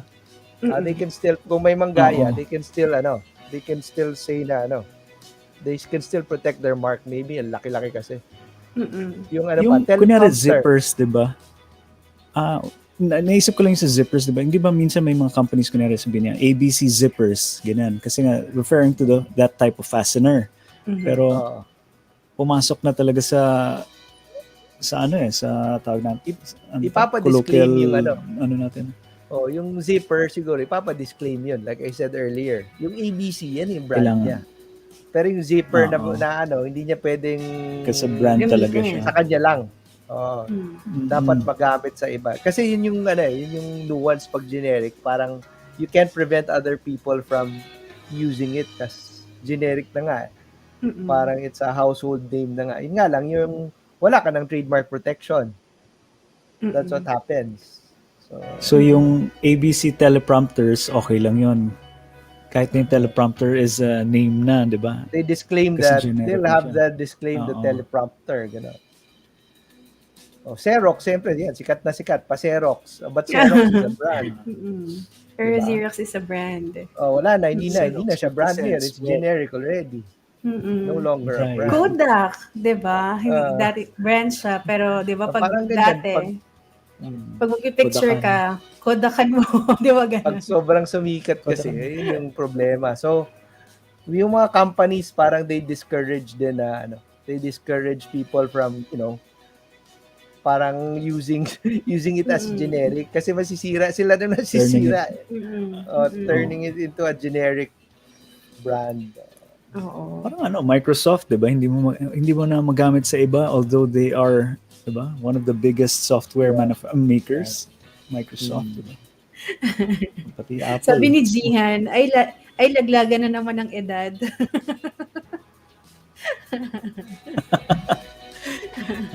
Actually, narinig ko lang yun. Hindi ko talaga alam yun. Narinig ko lang yun, Jihan. Ang alin yan? Yung mga Kodakan? Kodak. Oo, Kodakan. Ayun. Ay, BTS behind the scenes lamang, ha? Okay. BTS lang yan. Ayun. Ano pala po, attorney, yung mga hindi pwedeng i-register sa trademark? Meron ba mga logo na hindi pwede? May mga sa ilalim ng mga batas. Of course, yung mga mga scandalous and mga scandalous marks. Wala tayo masyado nun dito, against public morals. Yes, against public morals. I'll give you an example. Pero Tagalogin ko na lang tapos i-figure out nyo na lang kung paano lumabas. Sige. Kasi sa US to, may gusto magpa-trademark ng yung kanyang produkto is yung rooster na rooster na pansabong ba to? Na lollipop. Rooster na lollipop. Okay. Tapos may trademark siya. So kung just figure out the trademark. Kasi rooster na lollipop, di ba? So, yun yung gusto niya pa trademark, yung pangalan ng rooster na lollipop. Di ba? So, ano ba ginagawa sa lollipop, di ba? Rooster. Tama, oo. So, hindi pwede. Kasi sabi ng Supreme Court, sabi ng court, bawal kasi, kasi, yun nga, against moral scandalo siya. Kasi rooster na lollipop eh. So, hindi pwede. Ang ganda ng pagkakatagalog eh. Okay. Para maiwasan. At of course, may iba. Yung mga generic, hindi na pwede yan i-register. Like I previously mentioned, yung mga escalator, nylon, you can't prevent other people from using those, colloquial or the generic terms na. Kasi ipit na naman sila. What if they have a brand na for their escalator, then you tell them, uy, bawal mo gamitin yung escalator, akin yan eh. Parang hindi na pwede. Masyado ng ipit. Tapos yun nga, yung mga shapes, color lang, bawal dito sa, like I mentioned earlier, hindi pwede yun, di ba? Bawal lang sa Philippines. But if you want, but to let you know lang, not here, I think abroad, Tiffany has a certain shade of blue that it trademarked for their own particular use. Yung Tiffany na jewelry, there's a certain shade of blue that they were able to trademark. But dito sa Pilipinas, hindi pa pwede. Hindi pwede yun. Oo. Sa ibang bansa pwede. May certain especially if para may secondary meaning na yung colors na yun na relate sa certain branding. But dito sa Pilipinas hindi pa masyado, yung other samples of generic things na Of course, you're very familiar with the San Miguel bottle, the Stein bottle, na may pagka, ano kulay nun? Yung pale pilsen. Ganun din yung sa Parang beer na amber. beer. Yun, yeah, amber shade. Yun, hindi mo, kasi it may functionality siya eh. Right. Para hindi Sa UV. may functionality doon sa beer para it preserve the quality of the beer. Ayun, hindi mo rin pwede i-trademark yung lalagyan, no? Na yun. Na sabihin mo, akin Kaso lang to, pareho yun, diba? trademark this, San Miguel and yung sa beer na beer, parang they have the same bottle. Yeah, very similar nga. But yun nga, the Supreme Court said you can't trademark. You can't trademark the container. Because of the functionality. The functionality, generic na yan eh. Lahat ng pilsen, lahat ng pale pilsen na beers, yan yung ginagamit nilang bote. So hindi mo pwedeng i-trademark na sa'yo lang. Pero yung Coca-Cola bottle, wala naman yata ang functionality. Yung iba yun, industrial design naman yun, ibang usapan naman ata yun. kasi parang Coca-Cola bottle, di ba? Kasi nga alam mo na very familiar yung shape niya. O sa immoral na naman or sa yung parang di masyadong disparaging. Yung isa pang example but it's not a local case, yung pinagbawalan Washington Redskins. Diba? Okay. The football team, yung hindi Kasi pina-register medyo racist. Redskins is racist eh. So hindi Indian pinayagan na kasi. i-register nila as trademark yung Washington Redskins. So yung Pero mga kung ginawa racist, nilang blue yung mga skins, suggested na okay lang. na mga racist ganyan, nagsuggest ng mga racism ganyan, hindi pwede. So hindi pwede, of course, immoral din eh. Tsaka parang scandalous din. Then of course, you can't register yung mga existing marks na. Yung mga na-register na before you. Tapos kokopyahin mo lang or magiging masyadong confusingly similar doon sa na-register na. Yun, hindi mo rin pwede yung i-register. Well-known marks din. Avoid registering well-known marks, internationally well-known marks. Kahit na sabihin mong wala pa dito, tatamaan ka agad, di ba? Yun yung in the Supreme Court decisions, gaya nga na sinabi nyo, sa dami-dami ng pwedeng gawing trademark, sa dami-dami ng pwedeng gawing brand, why do you have to choose such a mark or such a brand na parang it's close to something existing already, di ba? Parang at this point in time, imposible nang hindi mo nakita or nadaanan yung existing mark, di ba? So that's why so yung mga existing marks dapat hindi mo rin pwede i-register, no. Hands off na pag existing na. So it's going to be a gamble talaga if you're a new business tapos feeling mo bago pa lang naman ako, hindi pa ako sisikat, no? So or hindi pa magiging kakilala kasi dito lang ako sa barangay nag-ooperate, no? So it's a gamble if you're going to register now rather than pag lumaki ka na. Kunyari biglang nagkaroon ka na ng 10 barangay tapos tapos doon ka pala mag-register tapos may nakakita na pala sa mark mo, ni-register na niya. Kasi sumikat na to. Parang ganun. Exactly, di ba? 10 barangay na. Then you would have to change your mark kung ganun. Pero here, there's another, I'll bring up something else. Kasi you can also register trade names, di ba? Trade names. Aside from trademark, trade names, yung sa DTI, etc., sa SEC. So if you register and use your trade name, then tapos parang in a sense you use it as your trademark already.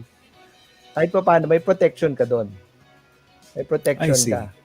Then you can say, hey, I registered my trade name on this and this date and started using it already, no? Okay. So may hindi naman registered, it's basta parang use na yun eh. You use your trade name, but of course it's under the law, you have to register sa DTI, di ba?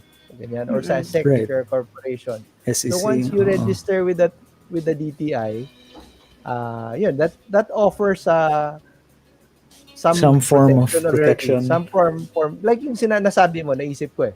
Halimbawa, may trade name yung sinabi mo na manuka na yun na Sumikat na sa 10 barangay. Tapos may gumaya. Pero yung registry niya, trademark sa IPO. Pwede mong sabihin, pinaregister ko yan, trade name. Business permit ko, tingnan mo, DTI, ito yung pangalan ko. So in that sense, pwede mo siyang maprotektahan. Harangan. Yeah. Harangan kahit paano sa trade name. Pero of course, it's better na you have a trade name, you also have a trademark. Ayun pala. Well, okay. So, yan mga ka-entreps.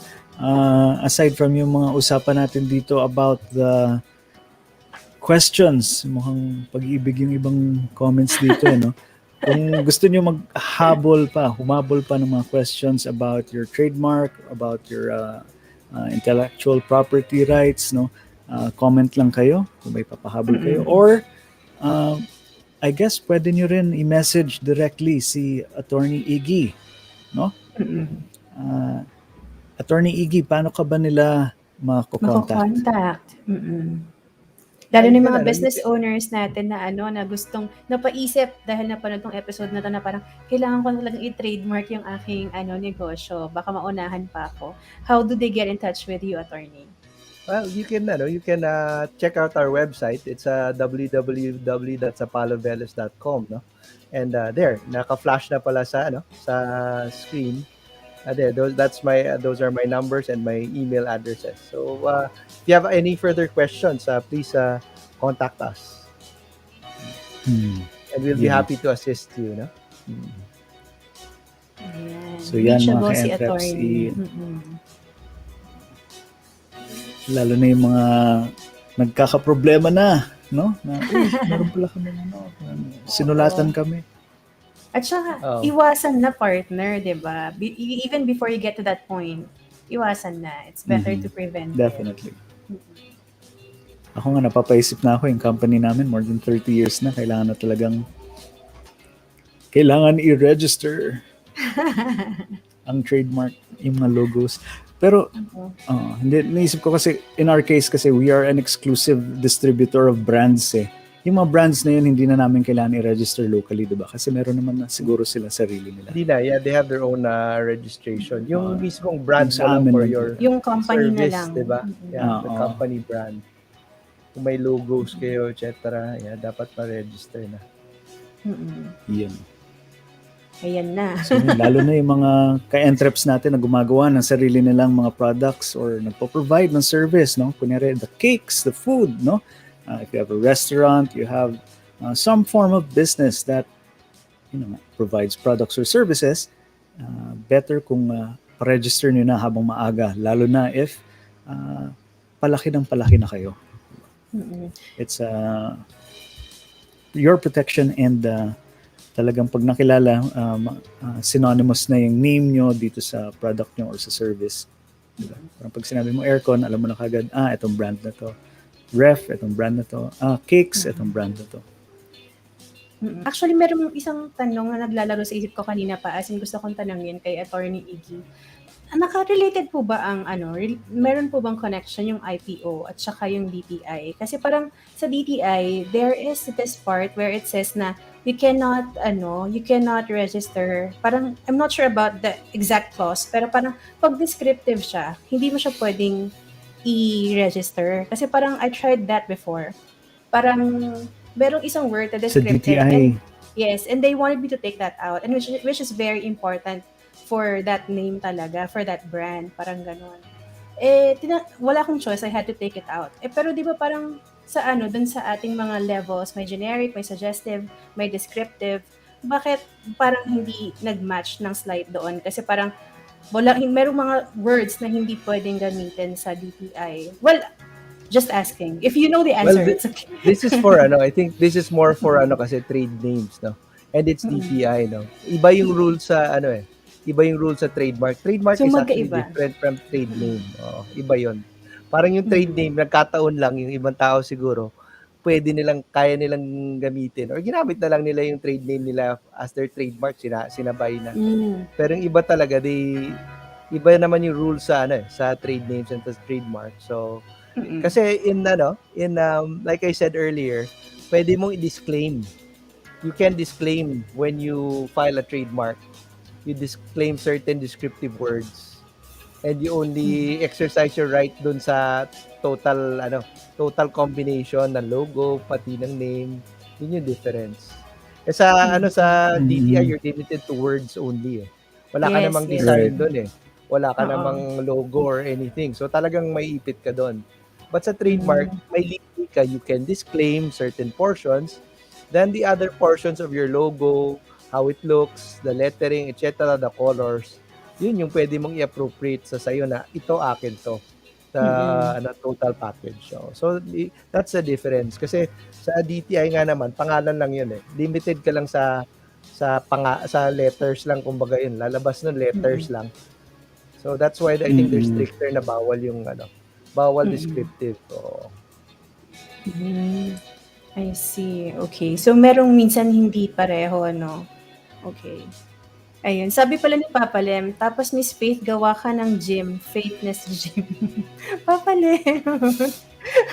Classic ka talaga, Actually, Papa Lem. ito yung simulan yan. Wala namang yun. Yung faithness gym. Ano ba yung wala namang relation yung faithness sa gym, di ba? So actually, I think it's a good sounds like a good idea. Ito rin, okay to. Lodi Cakes Company. Sabi niya. Tapos kung may pet center ka naman, Pet Malu Center. Uy, nice. Dapat pala pag mag-iisip ka ng brand name mo, lalapit ka kay Papa Lem. Creative consultant. May branding consultant ka na. Ayan. Makapagpatayo nga ng gym. Para magkaroon ng faithness gym. Faithness center. Sir, anong faithness center? Di ba fitness? Hindi, inahanap ko yung faithness. So, in-announce mo na, halaka, susulitin na susulitin na yarn. Sabi ni Miss Jihan. Okay. So, yon, Attorney Iggy, salamat ng marami. I'm sure marami natutunan ang ating mga entreps ngayon, no? Lalo na kung gusto na nilang palakihin palalo ang kanilang company and para sigurado din sila na hindi sila magkakaproblema down the line, no? Hindi mo alam, nag-ooperate ka na ilang taon tapos may kapangalan ka pala, di ba? Pag punta mo sa kabilang city, biglang, then yari ka na.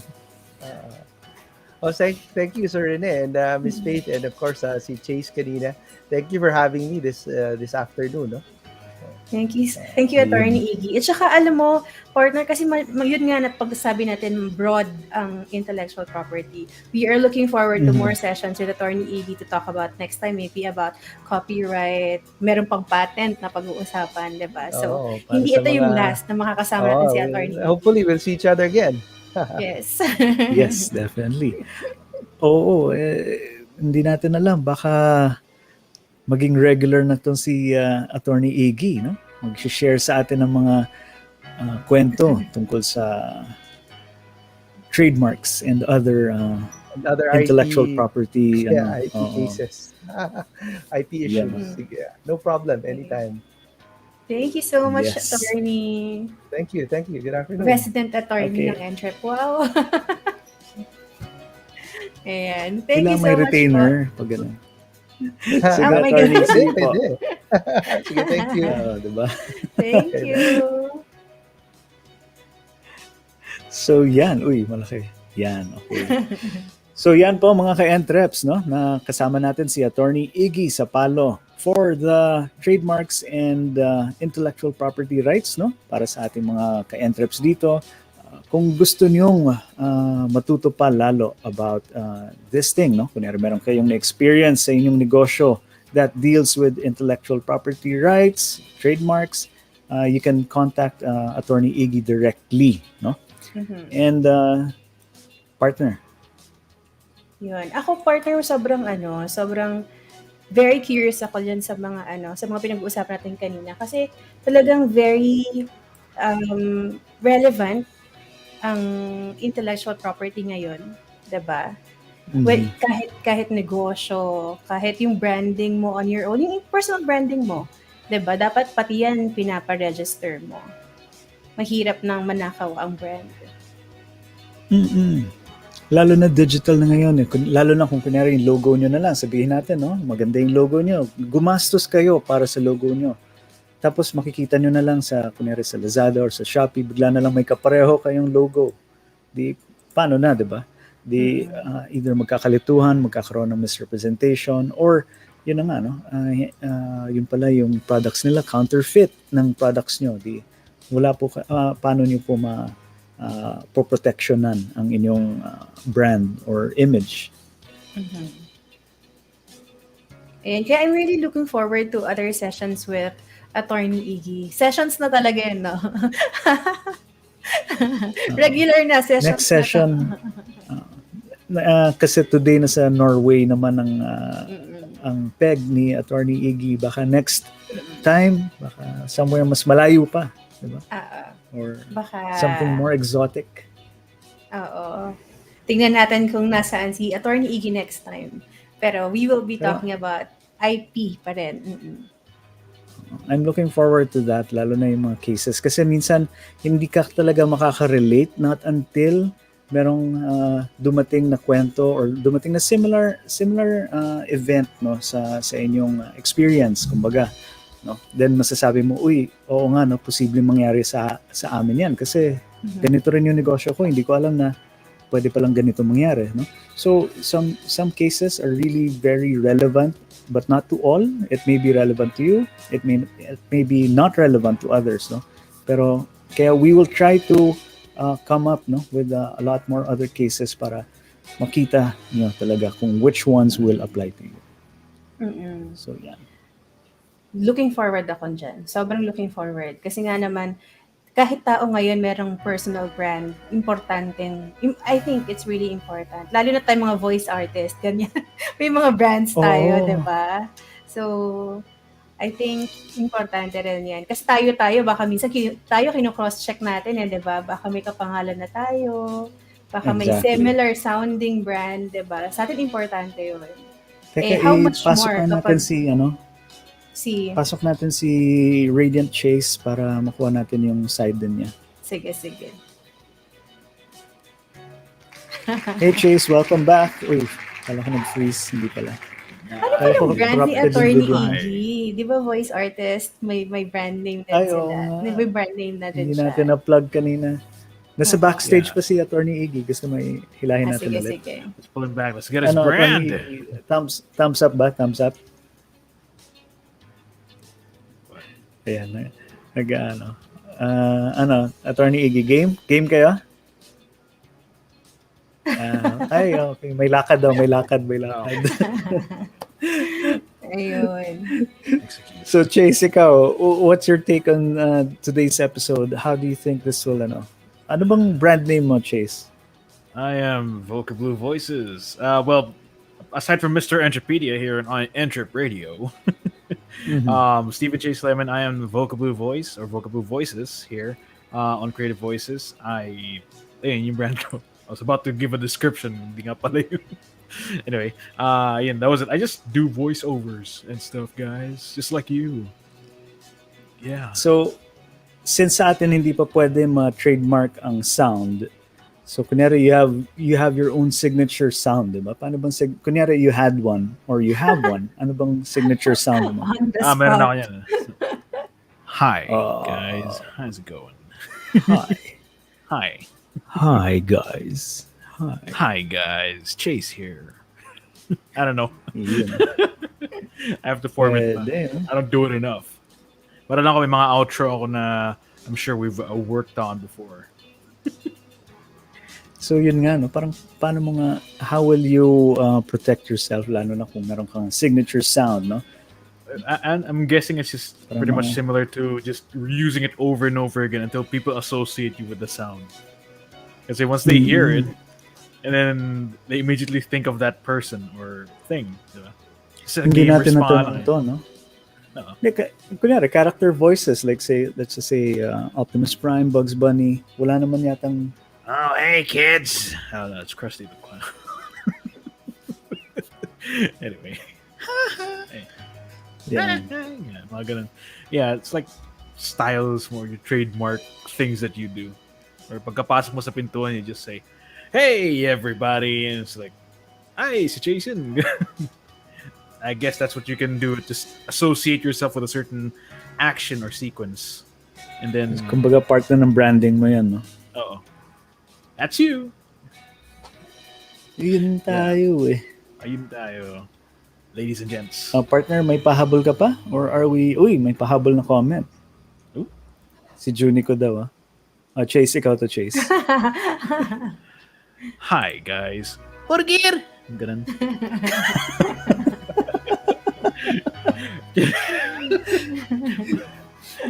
Ano ko yun? Signature. Burger! Burger!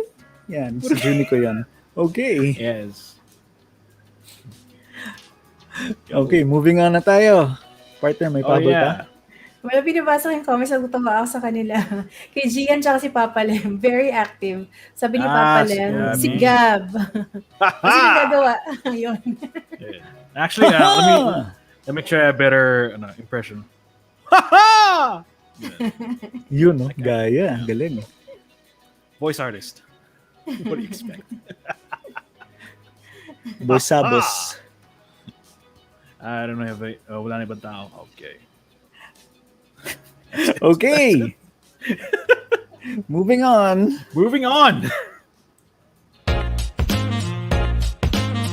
EntrepRadio online. So, mga ka-entreps, we'd also like to thank again our guest. May pahabol pang burger eh. Our guest, si Atty. Ignacio Sapalo from Batch 8 of CVAP. And of course, our guest for today from the law offices of mahaba eh. I've never heard of a law offices na ganun. Really? Office na mahaba. Wait Hindi lang. yung trademark office na mahaba. From the Sapalo, Velez, Bundang, and Bulilan law offices. No? So thank you very much again. We appreciate it so much for you to share your knowledge and your time with us, lalo na sa ating mga ka-entreps, para makatulong sa kanilang mga negosyo. Thank you, Atty. Iggy. Looking you, forward sir. to next Iggy. sessions with you. Yan. And thank you mga ka-entreps sa pagsama sa amin today, this afternoon. And for the previous episodes, we are starting season 5 very soon, partner. Imagine that. Diba? Season 5 na ang EntrepRadio. Yes. Ayan. I'm sorry. Sakto sabi ni Papa Len, na-imagine mo ba? Sino to? Imagine mo ba? Na-imagine ko. Anyways, ayan. So yun nga, thank you for joining us every week for almost 5 seasons now. A few weeks from now, we are going to start our season 5 and looking forward to having you on season 5 too. Yes. Season 5. Also, yes. Also, we'd like to thank our production team, cavalcade of people here. Our production team, Rian Ruiz, Pao Castillo, Julie Pearl, Brion, Rem Albandia, Jen Friolo, Karen Degilia, Gabriel Derek Schultz, Moises Ivan, Puja Ednani, Rowena Pangalinan Tinio, and Sherry Faye Ramos. Thank you guys so much for working tirelessly in the background to keep the show going. And of course, maraming salamat sa nag-iisang Voice Master of the Philippines, Sir Choi Gonzales, Sir Pocholo de Leon Gonzales, So walang sawang pagtulong at pag-mentor and pag-guide sa mga voice artists and sa mga gustong matuto maging voice artist. Sir Choi, thank you very much. Thank you so much, Sir Choi. Coming from your voice mates. Sorry. And syempre gusto naming manawagan sa mga entrepreneurs na nanonood, mga ka-entreps, kung meron po kayong gustong i-share po tungkol sa inyong negosyo, ang inyong successes or yung mga paghihirap na dinaanan nyo during the new normal nitong pandemic, just send us a message on the EntrepRadio page and we can have you as our guest in the next episode. Right. And if you guys are interested to become a voice artist, consider to join the Certified Voice Artist Program. This is a series of online workshops created by the voice master himself, Pocholo de Leon Gonzales. Ayan. These online sessions are geared to bring out the best version of yourself and the voice in you. Hinahanap ko yung banner. Is there a banner for... Oh, okay. Batch Well 8. then. Batch 8. Ayan, this is the batch 8 Ayan. banner. Okay. Yeah. So it's starting in early September, no? It's starting this Early September. September. So find your slots na. Get your slots na. Yes, don't miss out, folks. Also, we would like to remind everyone that we also have other business-centered shows. We have our fellow kababayans from all over the world on Entrepreneur World every Thursday at 9 p.m. And another one, a wealth of information, knowledge, and experiences only at Entrep Academy every Friday at 7 p.m. And last but definitely not least, the duo of financial know-how and the talk of how money walks. Check out moneytalk.ph, which will be airing every other Saturday at 6 p.m. So stay tuned here on EntrepRadio. Ito pala sabi ni Papa Lema, batch 9 is on September 4, no? Ayan. So, September 4. Thank you, Papa Lim, for that information. Batch 9, September 4. Do sign up for the classes. You will not regret it. It's the best decision you will ever do in your life. Yes. Thank you, Father Lem. Father Lem? Uy, baka Papa Lem sa batch 9 na makita si Mama Lem, di ba? Ayan. September 4. September 4. Tinry natin ang batch 8 kaso wala pa rin eh. Papa Lem medyo pihikan talaga. You'll find your mark soon. Anyway, sorry. EntrepRadio Online. Sa pamumuno ng isa sa pinakakilalang influential speaker sa buong Pilipinas, Pocholo, the Voice Master Gonzales, ma-inspire at ma-inform sa talakayan ng inyong mga ka-entreps sa online radio kasama ang inyong lingkod, Rene the Envoy Toralba. And your one and only provider of entrepreneurial wisdom, your Mr. Entrepedia, Stephen Chase Lemon. Yes, and the only rose among these handsome thorns, Faith the Voz Pastrana. Ito po ay hatid sa inyo ng Creative Voices Productions, Creative Vision Studios, Creative Sound Studio, VG8 Radio, Voice from Home at the Voice Master Channel. This is EntrepRadio Online, the voice of Filipino entrepreneurs. See you guys next episode. Next week. Goodbye, guys. Bye-bye. Until next time. Goodbye. You.